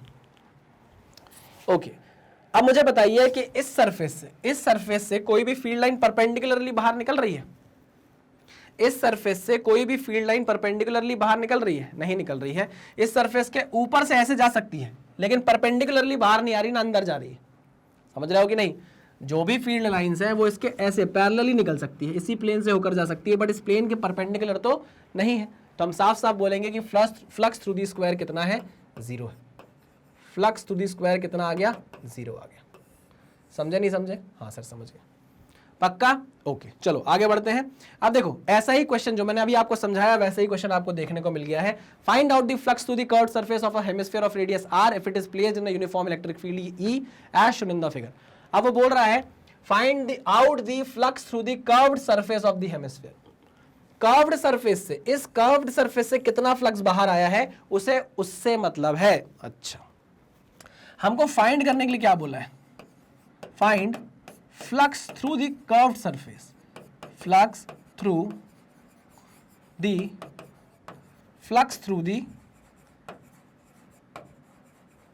Curved surface. समझना, हमसे पूछा है flux through the curved surface कितना है। अब आप समझो कि मान लीजिए ये कप है, जैसे मान लीजिए कप है, ठीक है ना? ये कप है, ये कप्स के यहां से एंटर हो रही है फील्ड लाइन। ये देखो ये फील्ड लाइन एंटर हो रही है, ये फील्ड लाइन एंटर हुई और यहां से एग्जिट हो गई। समझना, ये फील्ड लाइन ऐसे नहीं जा रही है, ऐसे नहीं जा रही है, ये फील्ड लाइन ऐसे नहीं जा रही है, ये फील्ड लाइन ऐसे जा रही है। ठीक है ना? सारी फील्ड लाइन ऐसे नहीं जा रही बेटा, फील्ड लाइंस ऐसे ही एंटर कर रही है, यहां से एंटर कर रही है और यहां से एग्जिट कर जा रही है। ठीक, तो वो पूछ रहा है कि बताओ कर्व्ड सरफेस से कितनी फील्ड लाइंस निकलेंगी। ओके सॉरी, फ्लक्स कितना निकलेगा आपके कर्व्ड सरफेस से। तो आप मुझे बताइए कि जितना फ्लक्स यहां से एंटर करेगा बेस से, क्या उतना ही फ्लक्स कर्व्ड सरफेस एरिया से बाहर निकलेगा? हाँ, यहां से फ्लक्स कैलकुलेट करना जरा टफ है, यहां से फ्लक्स कैलकुलेट करना जरा टफ है ना? लेकिन हम ये जानते हैं भाई कि जितना फ्लक्स एंटर करेगा उतना ही फ्लक्स क्या करेगा? एग्जिट भी करेगा। यही बात समझ में? अरे भाई यहां पर अगर आप देखोगे एरिया वेक्टर लेकर, तो एरिया वेक्टर ये आ जाएगा, समझ रहे हो? फील्ड लाइन ये है, इधर एरिया वेक्टर देखोगे तो area vector perpendicular to the surface आ जाएगा एरिया, और यहाँ पर फील्ड लाइंस की डायरेक्शन ये है। यहाँ आप एरिया वेक्टर देखोगे तो एरिया वेक्टर ये आ जाएगा, फील्ड लाइन की डायरेक्शन ये है। सिर्फ यही वो जगह होगी जहाँ पर फील्ड लाइन और आपका एरिया वेक्टर पैरेलल आएंगे, समझना। तो इस पर्टिकुलर सरफेस से कैलकुलेशन करना जरा टफ है, समझ रहे हो कि नहीं? हाँ, तो इससे बेटर है हम ये कैलकुलेट कर लें कि जितना फ्लक्स एंटर करेगा इस हेमिस्फीयर के अंदर, उतना ही फ्लक्स क्या करेगा, एग्जिट करेगा। ओके, तो हम ऐसा बोल सकते हैं साफ साफ, जो मैंने आपको अभी पिछली स्लाइड में बताया, flux entering through the base is equal to the flux leaving the curved surface area. Simple सी बात है, flux through the base, flux through base is equal to flux through curved surface area. Clear है? हाँ sir clear है। पक्का? हाँ sir पक्का। अच्छा अच्छा अच्छा अच्छा, ठीक है। ऐसा हम तब कर सकते हैं जब हमारी फील्ड क्या हो, यूनिफॉर्म। ऐसा हम तब कर सकते हैं when electric field is uniform. अभी एक केस मैं लूंगा जहां पर आपकी फील्ड यूनिफॉर्म नहीं होगी, तब आपको और अच्छे से समझ में आएगा। ये आपको तभी लगाना है जब आपकी फील्ड क्या हो, यूनिफॉर्म हो। ओके चलिए आइए लगाते हैं। तो फ्लक्स एंटरिंग थ्रू, फ्लक्स यहां लिख देता हूं एंटरिंग थ्रू, है ना, entering through the base, flux leaving curved surface area. Flux entering through base, flux entering through base, जरा कैलकुलेट करते हैं, आओ बताओ मुझे यहां से कितना फ्लक्स एंटर कर रहा है, कैसे निकालते हैं? पहले तो हमें चाहिए भैया इसका एरिया वेक्टर। तो एरिया वेक्टर क्या इसका बाहर की तरफ होगा? हाँ सर, एरिया वेक्टर बाहर की तरफ होगा क्योंकि एक क्लोज्ड सरफेस है। एरिया वेक्टर बाहर की तरफ, बट जो फील्ड लाइंस हैं उनकी डायरेक्शन ये है। तो यहाँ पर थीटा कितना हो गया? थीटा हो गया 180 डिग्री। हो गया कि नहीं हो गया? हाँ सर बिल्कुल हो गया। तो हम बोल सकते हैं यहाँ पर होगा ये ई ए कॉस 180, ठीक। Okay, E into A, area कितना है भाई बेस का? Pi are square, pi are square, cos 180 कितना हो जाएगा? -1। कॉस 180 कितना हो जाएगा? -1, ठीक है। तो हम ये बोल सकते हैं भैया कि कितना फ्लक्स एंटर हो रहा है? -e pi are square. Minus क्यों? मैंने आपको बताया था ना, फ्लक्स एंटर होता है तो आप माइनस लेते हो, फ्लक्स एग्जिट होता है तो वो पॉजिटिव हो जाता है, ठीक है। तो यहां पर आप साफ साफ देख सकते हैं कि जब फ्लक्स एंटर हो रहा है तो एरिया वेक्टर और ई के बीच में एंगल 180 डिग्री बन रहा है, इसलिए यहां पर क्या आ रहा है? माइनस आ रहा है।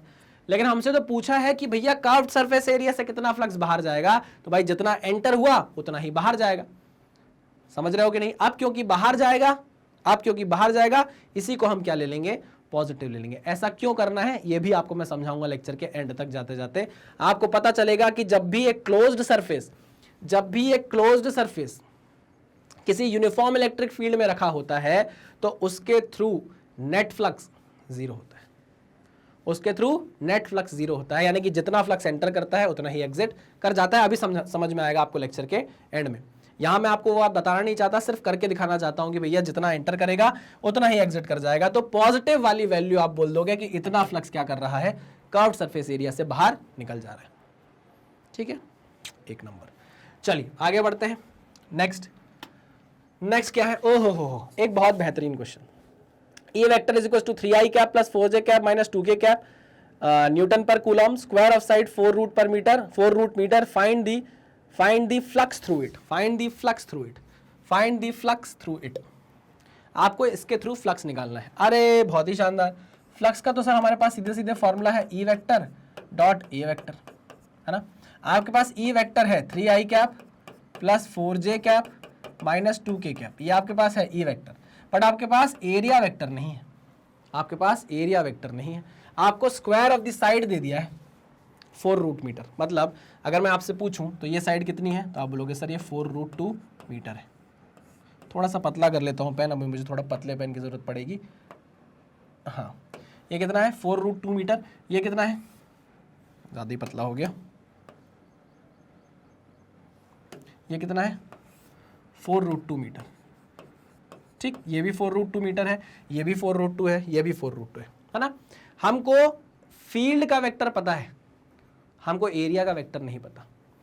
अब एरिया वेक्टर कैसे निकालें यार, ये तो टास्क है। एरिया वेक्टर कैसे निकालें, आइए समझते हैं। देखो, अगर मुझे ये वेक्टर पता चल जाए, ठीक, समझना। इसका ये वेक्टर मुझे पता चल जाए और मुझे क्या पता चल जाए, ये वेक्टर पता चल जाए, ये वेक्टर पता चल जाए, है ना, मुझे ये वेक्टर पता चल जाए और ये वेक्टर पता चल जाए, तो इनका क्रॉस प्रोडक्ट कराकर मैं एरिया वेक्टर निकाल लूंगा। हाँ हाँ हाँ सर, हाँ हाँ हाँ, ओके ओके ओके ओके, ये ओरिजिन है, हाँ सर, तो इसके कोऑर्डिनेट्स होंगे 0 0 0। इस बी पॉइंट के कोऑर्डिनेट्स बता सकते हैं क्या, इस डी पॉइंट के कोऑर्डिनेट्स बता सकते हैं क्या? सर बता तो सकते हैं, थोड़ा सा सोचना पड़ेगा। मैं कहा सोचो सोचो सोचो सोचो। चलो, ये है भैया वाई एक्सिस, ये है आपकी जेड एक्सिस, सॉरी ये है आपकी एक्स एक्सिस और ये है आपकी जेड एक्सिस, ठीक है ना। मुझे बताओ यहाँ पर कोऑर्डिनेट्स क्या होंगे, इस डी पॉइंट के कोऑर्डिनेट्स क्या होंगे? सर वाई एक्सिस पर है तो एक्स तो 0 हो जाएगा, ठीक है, जेड भी क्या हो जाएगा, 0 हो जाएगा। ओके सर, वाई की वैल्यू कितनी है, 4√2, वाई की वैल्यू कितनी है, 4√2, तो ये हो गया 4√2 और ये कितना हो गया, 0।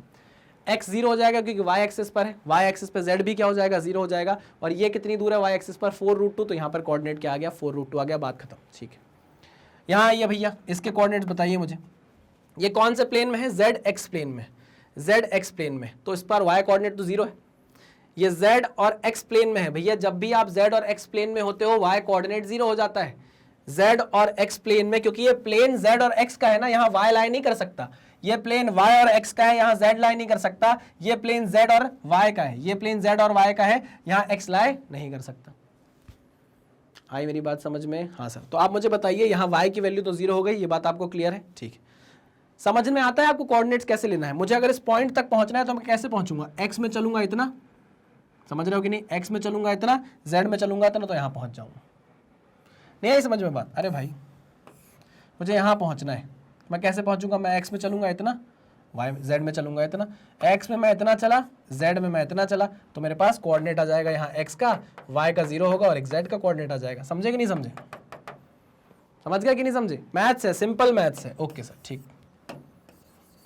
चलिए, तो यहां मुझे कोऑर्डिनेट बताइए भैया, x का कोऑर्डिनेट कितना होगा, x का कोऑर्डिनेट कितना होगा इस वेक्टर का, इसका जो कंपोनेंट x पर जाएगा वही x कोऑर्डिनेट बन जाएगा।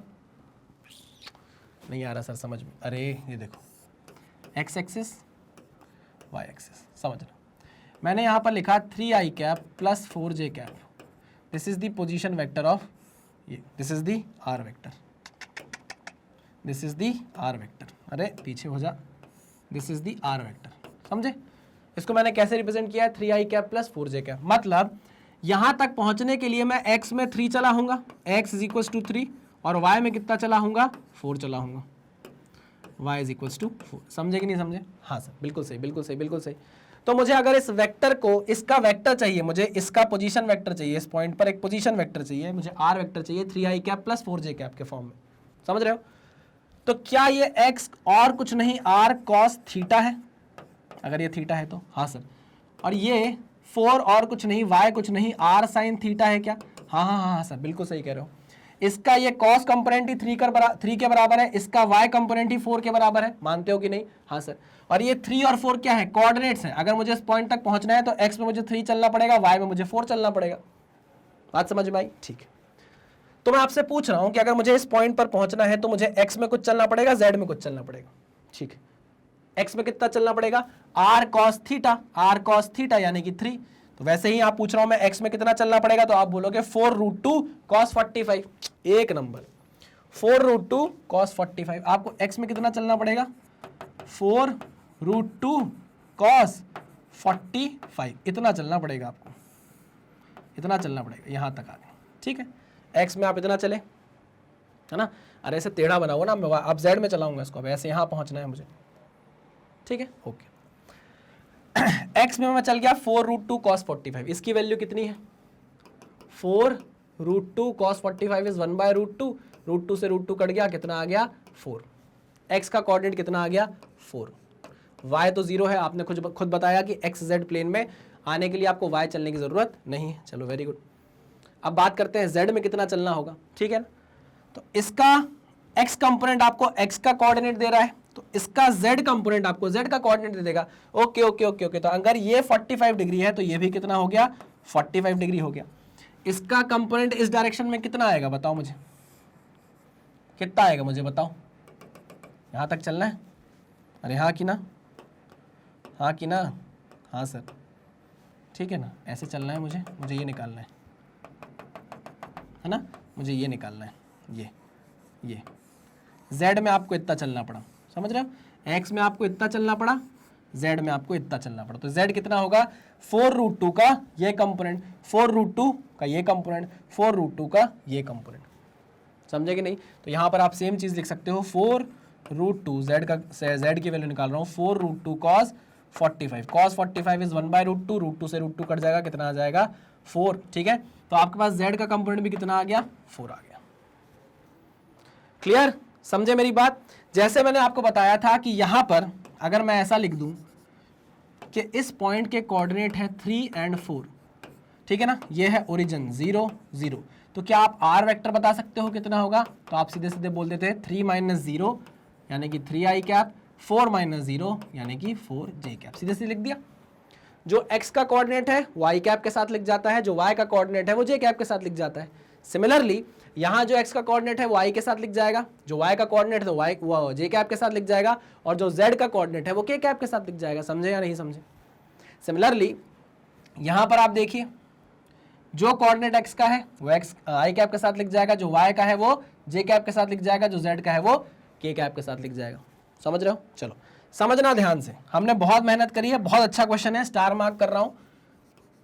चलिए अब देखो, मुझे ना एरिया वेक्टर चाहिए, एरिया वेक्टर मेरे पास नहीं है, मैं सोच रहा हूं कि मैं क्या करूं, ठीक है ना। तो मैंने बोला यार एरिया वेक्टर निकालने के लिए मुझे ना इन दो साइड्स को क्या करना पड़ेगा, मल्टीप्लाई करना पड़ेगा। स्क्वायर है क्योंकि मैं जानता हूं, स्क्वायर है क्योंकि मैं जानता हूं, तो मुझे अगर ए बी वेक्टर मिल जाए और ए डी वेक्टर मिल जाए तो मेरा काम हो जाएगा। अगर मुझे ए बी वेक्टर मिल जाए उसका मैं क्रॉस प्रोडक्ट करा लूंगा किसके साथ, ए डी वेक्टर के साथ, तो मेरा काम हो जाएगा। मैं कहा आओ जरा देखते हैं ए बी वेक्टर कैसे निकाला जा सकता है। ए बी वेक्टर कैसे निकालना है, सेम वही चीज़ 0 0 3 4 यहाँ देखो 0 0 0 4 0 4, तो ये क्या हो जाएगा 4i cap 0j cap 4k cap, समझे, 4i cap plus 0j cap plus 4k cap, this is the A B vector.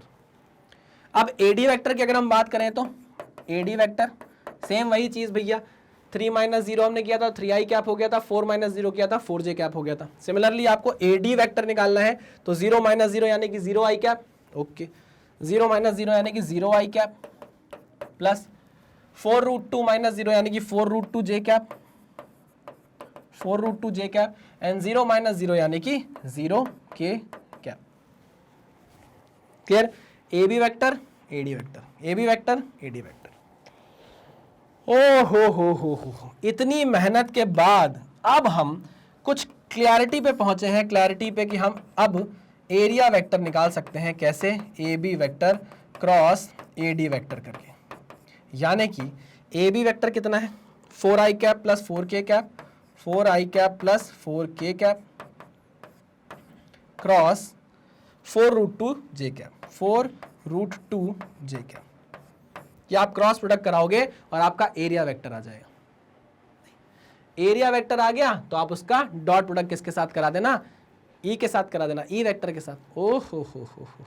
अब ये मत बोलना कि सर क्रॉस प्रोडक्ट कराते नहीं आता, ये मत बोलना कि क्रॉस प्रोडक्ट करते नहीं आता है। याद करिए, सिंपल सी बात है, आई कैप जे कैप के कैप, अगर आई क्रॉस जे करोगे तो पॉजिटिव ऑफ के कैप आएगा, जे क्रॉस के करोगे तो पॉजिटिव ऑफ आई कैप आएगा, के क्रॉस आई करोगे तो पॉजिटिव ऑफ जे कैप आएगा। अगर उल्टा चले तो माइनस साइन आ जाएगा। उल्टा चले यानी कि अगर के क्रॉस जे किया तो माइनस ऑफ आई कैप आएगा, जे क्रॉस आई किया तो माइनस ऑफ के कैप आएगा। ये सब पढ़ चुके हो वेक्टर में, ये सब पढ़ चुके हो वेक्टर में। अगर आपको कंफ्यूजन हो रही है कि सर यहाँ पर y का कंपोनेंट क्यों नहीं लिखा, तो लिख लो भैया। ये मत बोलना कि सर आप बोले मुझसे तो बनेगा नहीं यार, बहुत आसान है, इतना जो मेहनत करनी थी वो यहीं तक करनी थी, अब तो सीधे क्रॉस प्रोडक्ट करना है, कुछ नहीं करना। तो A B vector is 4i cap plus 0j cap plus 4k cap cross A D vector is 0i cap plus 4√2j cap plus 0k cap. आइए क्रॉस प्रोडक्ट करते हैं तो कितना आ जाएगा, i क्रॉस i क्या होता है, इनके बीच में 0 है, साइन 0 0 हो जाएगा, तो i का i के साथ करने की जरूरत नहीं है, i का j के साथ कर लो, i का k के साथ कर लो। ठीक, आई का इसके साथ करेंगे नहीं, जीरो है, आई का के साथ करेंगे नहीं, जीरो है, सिर्फ इसके साथ करेंगे। तो आई क्रॉस जे करोगे, अगर आप आई क्रॉस जे करोगे तो पॉजिटिव ऑफ के कैप आ जाएगा। पहले पहले पहले लिख लो इसको, पॉजिटिव ऑफ के कैप। आई क्रॉस जे किया तो 4 चौको 16, 16√2 के कैप, ठीक है ना। अब देखो जे है, इसके साथ जीरो, इसके साथ जीरो, अरे समझ रहे हो कि नहीं, 0 0 0 0 0 0 खत्म। जे क्रॉस जे कराओगे क्या है, जीरो, ठीक है। इसको देखो, इसका इसके साथ कराओगे जीरो, ठीक है, इसका इसके साथ कराओगे के क्रॉस जे, के क्रॉस जे अगर कराओगे तो माइनस ऑफ आई कैप आ जाएगा। क्या आ जाएगा, माइनस ऑफ आई कैप आ जाएगा। तो ये 4 चौको 16 minus of 16√2 i cap. Okay, हो, मतलब एरिया वेक्टर आ गया है minus of 16√2 i cap plus 16√2 k cap. Okay, nice nice nice. अब आपको कराना है dot product, E vector dot A vector, E vector dot A vector. आइए करते हैं, इसको करो कॉपी, इसको करो कॉपी, इसको मिटा दो इसको, ये लो भाई मिटा दिया। अब फाइनली जो हमको करना है उस पर ध्यान देते हैं। इतनी देर की मेहनत के बाद हम फाइनल रिजल्ट तक पहुंच रहे हैं। Phi is equals to E vector dot A vector, जहाँ पर ई वेक्टर है 3i cap plus 4j cap minus 2k cap, और इसका डॉट प्रोडक्ट कराना है minus of 16√2 i cap plus 16√2 k cap, ठीक है ना। चलिए, तो आई डॉट आई तो 1 हो जाएगा, 16 दूनी 32, 16 × 48 माइनस 48√2। डॉट प्रोडक्ट करा रहे हैं तो यहाँ पर सिर्फ और सिर्फ वैल्यू आएगी, कोई भी डायरेक्शन नहीं आएगी। 16 × 48 माइनस, ठीक है, ये हो जाएगा क्या, 0 है तो 0 0 0 हो जाएगा, प्लस माइनस 2 प्लस, तो 16 दूनी 32 माइनस हो जाएगा माइनस 32, 16 दूनी 32 माइनस 32√2, के डॉट के 1 हो जाएगा। चलिए, तो ये कितना आ गया, माइनस 48√2 माइनस 32√2। अगर आप √2 कॉमन ले लोगे तो अंदर बचेगा माइनस 48 माइनस 32। इसको अगर हम जोड़ दें तो ये हो जाएगा 8 और 2 10, 8 और 10 10 की शून्य हासिल 1, 4 और 3 और 4 3 7 और 1 8, तो minus 80√2 is the answer. 80√2 is the answer, newton metre square per coulomb. Clear है, समझ में आ गया। बहुत ही बढ़िया क्वेश्चन बोलूंगा मैं तो इसको भाई। पहले आपने एरिया वेक्टर निकालने के लिए पोजीशन वेक्टर्स निकाले, पोजीशन वेक्टर्स निकाल के साइड आपको पता चल गई, साइड से आपने क्रॉस प्रोडक्ट कराया, उससे आपने एरिया वेक्टर निकाला, एरिया वेक्टर को आपने डॉट प्रोडक्ट कराया। उफ, बढ़िया क्वेश्चन, बहुत कुछ सिखा के गया है हमें ये क्वेश्चन। चलो आगे बढ़ते हैं और अब देखते हैं, find the flux through each face of cube, also calculate net flux through cube. अच्छा, हमको हर फेस के थ्रू जाने वाला फ्लक्स निकालना है और आखिरी में नेट फ्लक्स भी बताना है, ठीक है ना। चलिए आइए देखते हैं। सबसे पहले तो तोड़ लेते हैं यार, यहाँ पर कितने फेसेस हैं आपको पता है। एक फेस ये सामने वाला, एक फेस इसके पीछे वाला, ठीक, एक 2, एक ये 3, एक इसके सामने वाला 4, एक ऊपर वाला 5 और एक नीचे वाला 6 फेसेस हैं, है ना। सबके एरिया वेक्टर्स बना लेता हूँ। इसका एरिया वेक्टर हो गया A5, ठीक, इसका एरिया वेक्टर हो गया A4, इसका एरिया वेक्टर हो गया A6। बाहर की तरफ ही जाएगा ना, अंदर की तरफ तो नहीं आएगा, नहीं सर बाहर की तरफ ही जाएगा। 1 का हो जाएगा बाहर की तरफ A1 वेक्टर, ठीक है ना। 2 का हो जाएगा पीछे की तरफ, ये हो गया 2 का पीछे की तरफ A2 वेक्टर, है ना। A3 वेक्टर हो जाएगा ये, दिस इज A3 वेक्टर। समझ में आया कि नहीं, बन गया ना। 1 2 1 2 3 4 5 6, ठीक है, 6 हमारे एरिया वेक्टर बन गए हैं। अच्छा, जो फील्ड है उसकी डायरेक्शन आपको दे दी गई है, this is the direction of field lines. अब आप बताइए मुझे फ्लक्स थ्रू ईच फेस कितना होगा। आओ, फ्लक्स थ्रू फर्स्ट फेस, ये पहला फेस ये है ना। एरिया वेक्टर देखो बाहर की तरफ है, एरिया वेक्टर ये है, फील्ड लाइंस ये है, एरिया वेक्टर ये है, फील्ड लाइंस ये है। तो आप देख सकते हैं कि जो फील्ड लाइन की डायरेक्शन है उससे 90 डिग्री का एंगल बन रहा है। हम यहाँ पर लिखेंगे फॉर्मूला EA cos थीटा, और थीटा की वैल्यू यहाँ पर कितनी है, 90 डिग्री। तो हम बोल देंगे कि पहले फेस से जो फ्लक्स निकल रहा है वो है 0, ठीक। दूसरे फेस की बात करते हैं, दूसरे फेस की बात करते हैं। दूसरा फेस है इसके जस्ट पीछे वाला, ये पीछे वाला, है ना, इसका एरिया वेक्टर है ये। अब आप फिर देखो एरिया वेक्टर अंदर की तरफ फील्ड लाइन से, एरिया वेक्टर अंदर की तरफ फील्ड लाइन से, एरिया वेक्टर अंदर की तरफ फील्ड लाइन से, मतलब फिर यहाँ थीटा कितना हो गया है 90 डिग्री। तो हम बोलेंगे फिर यहाँ पर ई ए कॉस थीटा, थीटा की वैल्यू हो गई 90 डिग्री। तो आपका फ्लक्स आ गया सेकेंड फेज से कितना 0, सेकेंड फेज से फ्लक्स कितना आ गया 0। थर्ड फेज से देखिए जरा फ्लक्स कितना है, थर्ड फेज से आपका ये है ना, इसमें आप देखिए एरिया वेक्टर बाहर की तरफ है और जो हमारी फील्ड लाइन है वो अंदर की तरफ है। तो आप यहाँ देख सकते हैं थीटा कितना हो जाएगा 180 डिग्री। तो फ्लक्स आप निकाल सकते हैं ई ए कॉस थीटा से, ई ए कॉस थीटा, यानी कि थीटा अगर 180 डिग्री है तो कॉस 180 -1 हो जाता है। तो यहाँ पर आ जाएगी वैल्यू कितनी माइनस ई ए, ठीक है ना। तीसरे फेज से जो फ्लक्स की वैल्यू आ रही है वो आ रही है माइनस ई ए। चौथे फेज से देखिए, दिस इज द चौथा फेज, ये है आपका area vector, this is the direction of field lines. तो यहाँ पर थीटा की वैल्यू कितनी आ गई है 0 डिग्री। तो flux through the fourth phase कितना आ गया, flux through the fourth phase is E A cos theta, E A cos theta, theta की वैल्यू कितनी आ गई है 0 डिग्री, थीटा की वैल्यू कितनी आ गई है 0 डिग्री, ठीक है ना। तो फाई की वैल्यू कितनी आ गई है ई ए कॉस 0 यानी कि 1, यानी कि आ गई है ई ए के बराबर, पॉजिटिव ऑफ ई ए के बराबर, पॉजिटिव ऑफ ई ए के बराबर। Clear, okay. तो ये 1 2 3 4 5वां 6वां भी देख लेते हैं। देखिए भैया ये है एरिया वेक्टर फिफ्थ फेज का, अरे फिफ्थ सरफेस का एरिया वेक्टर ऊपर की तरफ, और फील्ड लाइन से एरिया वेक्टर ये फील्ड लाइन से एंगल कितना बन रहा है 90 डिग्री। तो आप बोलोगे flux through fifth phase is E A cos theta, cos theta, theta की वैल्यू 90 डिग्री। तो यहाँ पर फ्लक्स कितना हो गया फिफ्थ फेज से 0। और सिमिलरली जब आप फ्लक्स निकालेंगे सिक्स्थ फेज से तो वो भी कितना हो जाएगा 0 हो जाएगा, कितना हो जाएगा 0 हो जाएगा। तो 1 2 3 4 5 6, 6 के 6 फेसेस से, 6 के 6 सरफेसेस ऑफ द क्यूब से हमने फ्लक्स निकाल लिया है। अब हमको बोला है also calculate the net flux. Net flux क्या होगा, स्केलर क्वांटिटी है, सीधे सीधे जोड़ दो, φ1 φ2 φ3 φ4 φ5 φ6, ठीक है क्लियर। तो अब आप देखिए फाई नेट कितना आ जाएगा, बाकी सब तो 0 0 है, 3 और 4 है, 3 है माइनस ई ए, 4 है प्लस ई ए, तो आएगा माइनस ई ए प्लस ई ए, है ना। तो आ गया कितना 0। तो नेट फ्लक्स थ्रू दी क्यूब कितना आ गया, नेट फ्लक्स थ्रू दी क्यूब कितना आ गया 0 आ गया, through the cube, net flux through the cube, net flux through the cube, net flux through the cube, net flux through the cube कितना आ गया है 0 आ गया है। बात समझे, हाँ सर समझ गए, क्लियर, ओके सर, बढ़िया बढ़िया बढ़िया। आगे बढ़ते हैं। एक और क्वेश्चन आपके सामने आ गया है, find the flux through the face 1 to n curved surface of the cylinder. अब आपको दे दिया है this is the face 1, this is the surface 1, this is the surface 2, और ये जो कर्व्ड सरफेस है इसको आपको बोल दिया है उसने सरफेस 3, है ना।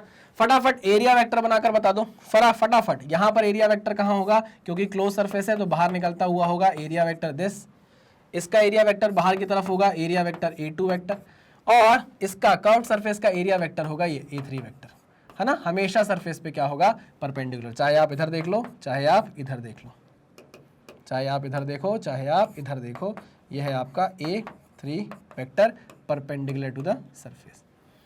Clear, okay. तो यहां पर आपको तीनों सरफेसेस का एरिया वेक्टर मिल गया है। अब आपको क्या करना है, फ्लक्स निकालना है।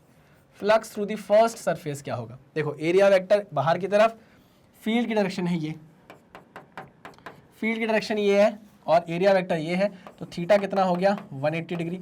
तो ई ए कॉस 180 हो जाएगा -1, ठीक है।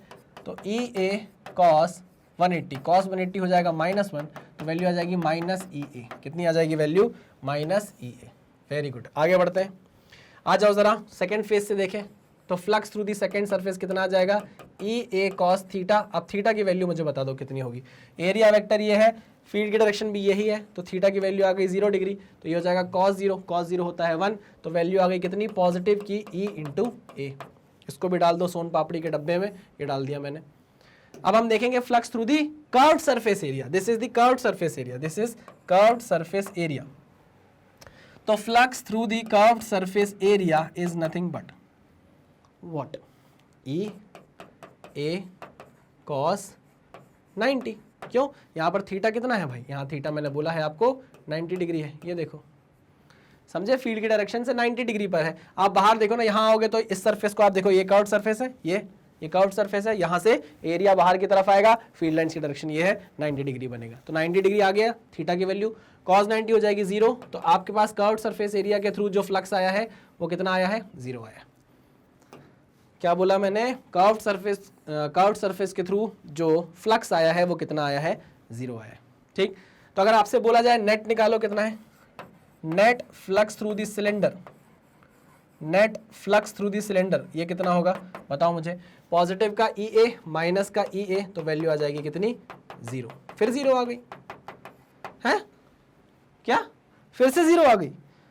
सर यहाँ कुछ तो लोचा लग रहा है, या तो यहाँ कोई कंसेप्ट है, या तो आपने कोई गलती करी है, या तो यहाँ पर आप हमें कोई कंसेप्ट बताओगे, या तो आपने यहाँ पर कोई गलती की है।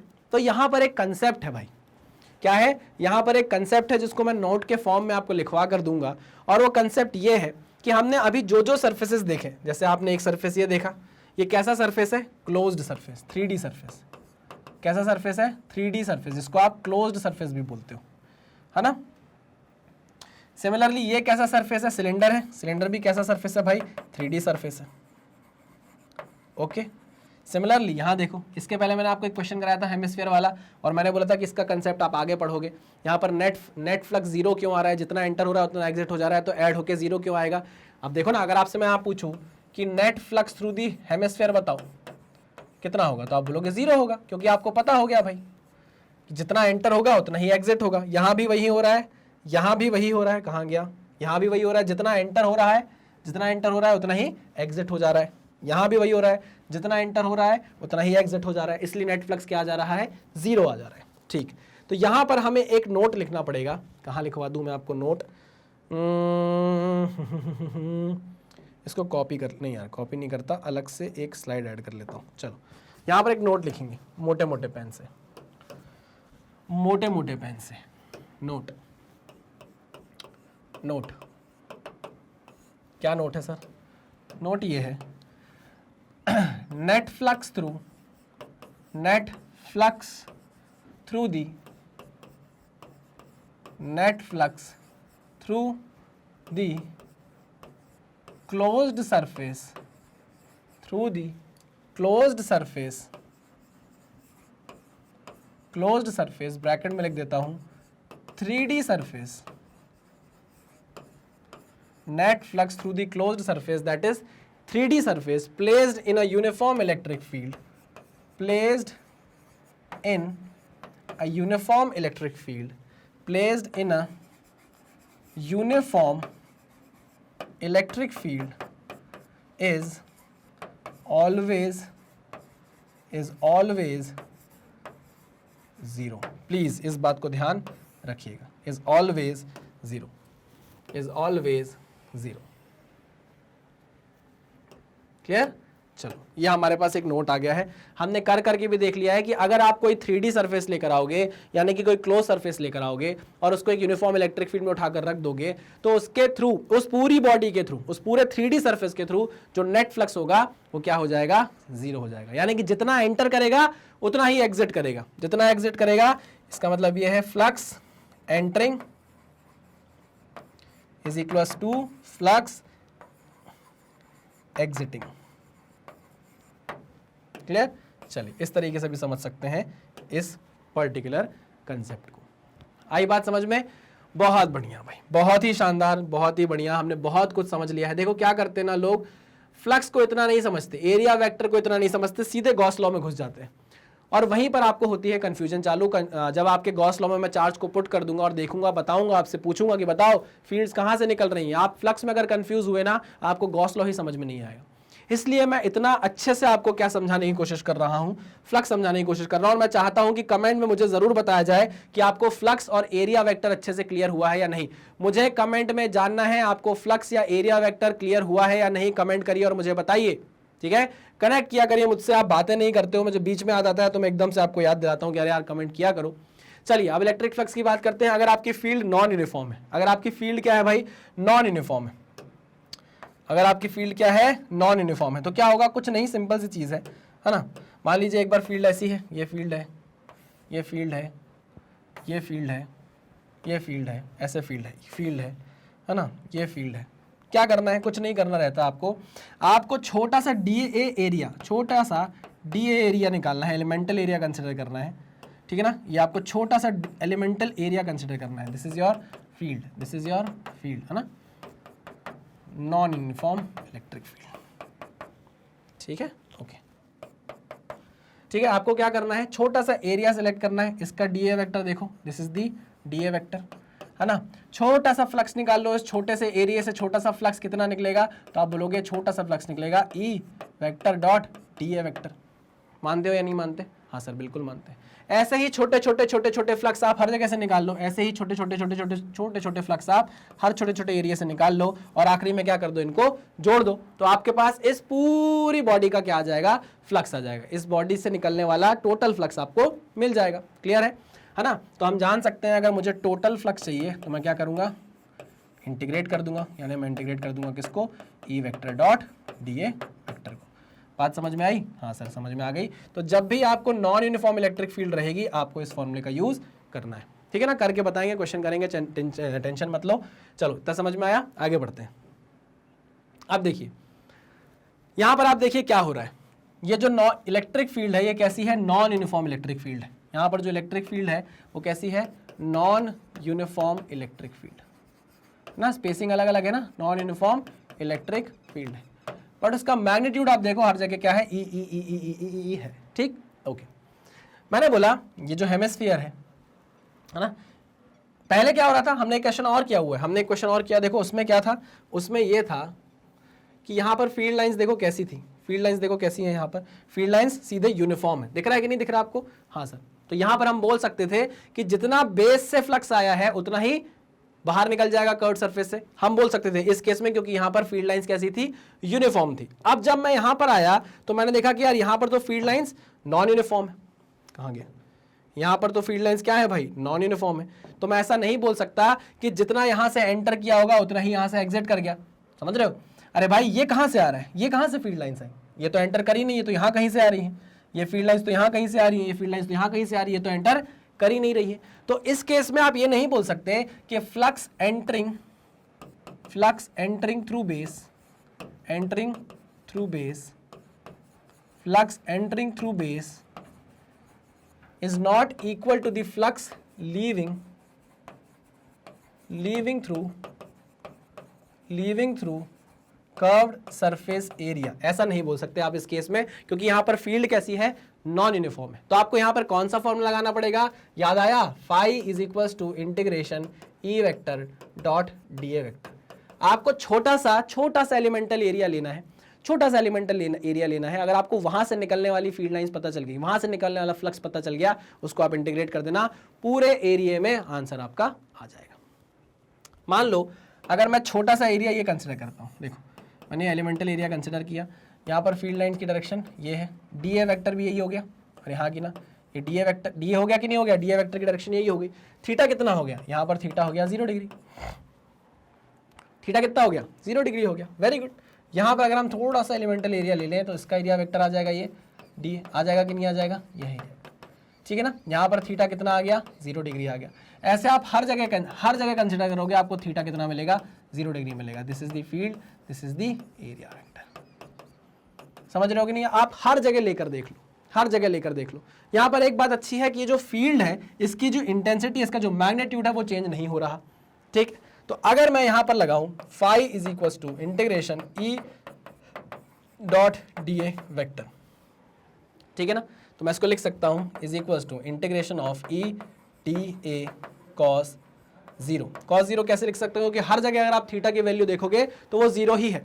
अगर ऐसा नहीं हो रहा होता तो फिर हम ये चीज नहीं लिख पाते। अभी यहाँ पर आप देखो हर जगह थीटा की वैल्यू क्या है, 0 degree, 0 degree, 0 degree, 0 degree, 0 degree, ठीक है ना। यहाँ भी देखो ये डी हो जाएगा, ये ई हो जाएगा, तो आप बोल सकते हो थीटा यहाँ कितना है, 0। इन दोनों पैरेलल है, ये दोनों आपस में क्या है, पैरेलल है, ठीक है। तो मैं यहाँ cos 0 लिख सकता हूँ। आगे बात समझ में, चलिए। तो फाई इज इक्वल्स टू ई बाहर निकाल लूँ, कांस्टेंट, तो इंटीग्रेशन क्या बचेगा, सिर्फ और सिर्फ डी ए बचेगा। बचेगा कि नहीं बचेगा? हाँ सर। तो अगर मैं इस छोटा सा डी ए, इस छोटा सा डी ए, इस छोटा सा डी ए, इस छोटा सा डी ए, सारे D A D A D A D A D A D A D A को क्या कर दूं, जोड़ दूं, तो क्या मुझे पूरा का पूरा कर्व्ड सरफेस नहीं मिल जाएगा? क्या मुझे पूरा का पूरा curved surface of the hemisphere नहीं मिल जाएगा? बिल्कुल मिल जाएगा। अरे हाँ कि ना, ये पूरा एरिया मिल जाएगा मुझे, छोटे छोटे छोटे छोटे एरिया को जोड़ता जाऊंगा तो मुझे ये पूरा एरिया मिल जाएगा। बात समझ में आई? हाँ सर समझ में आ गई।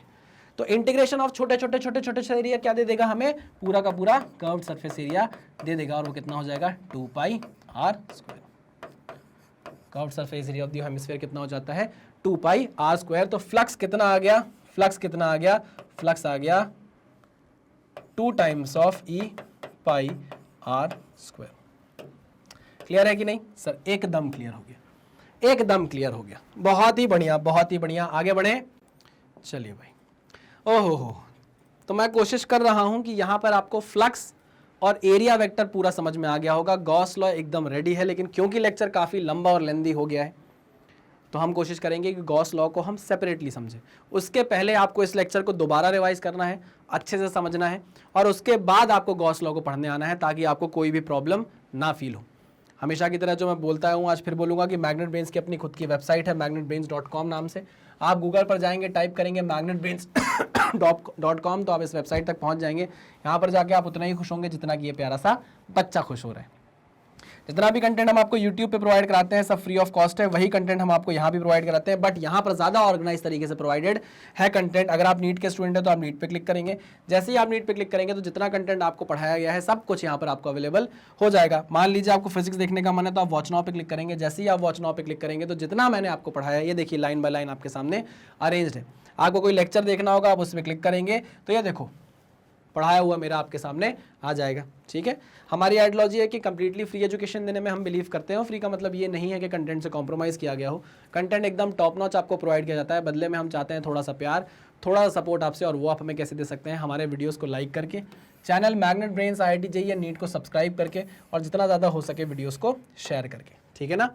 तो चलिए इसी मैसेज के साथ करते हैं लेक्चर को ख़त्म। मिलते हैं नेक्स्ट लेक्चर में, तब तक सावधान रहिए, सतर्क रहिए, पढ़ते रहिए। Thank you very much.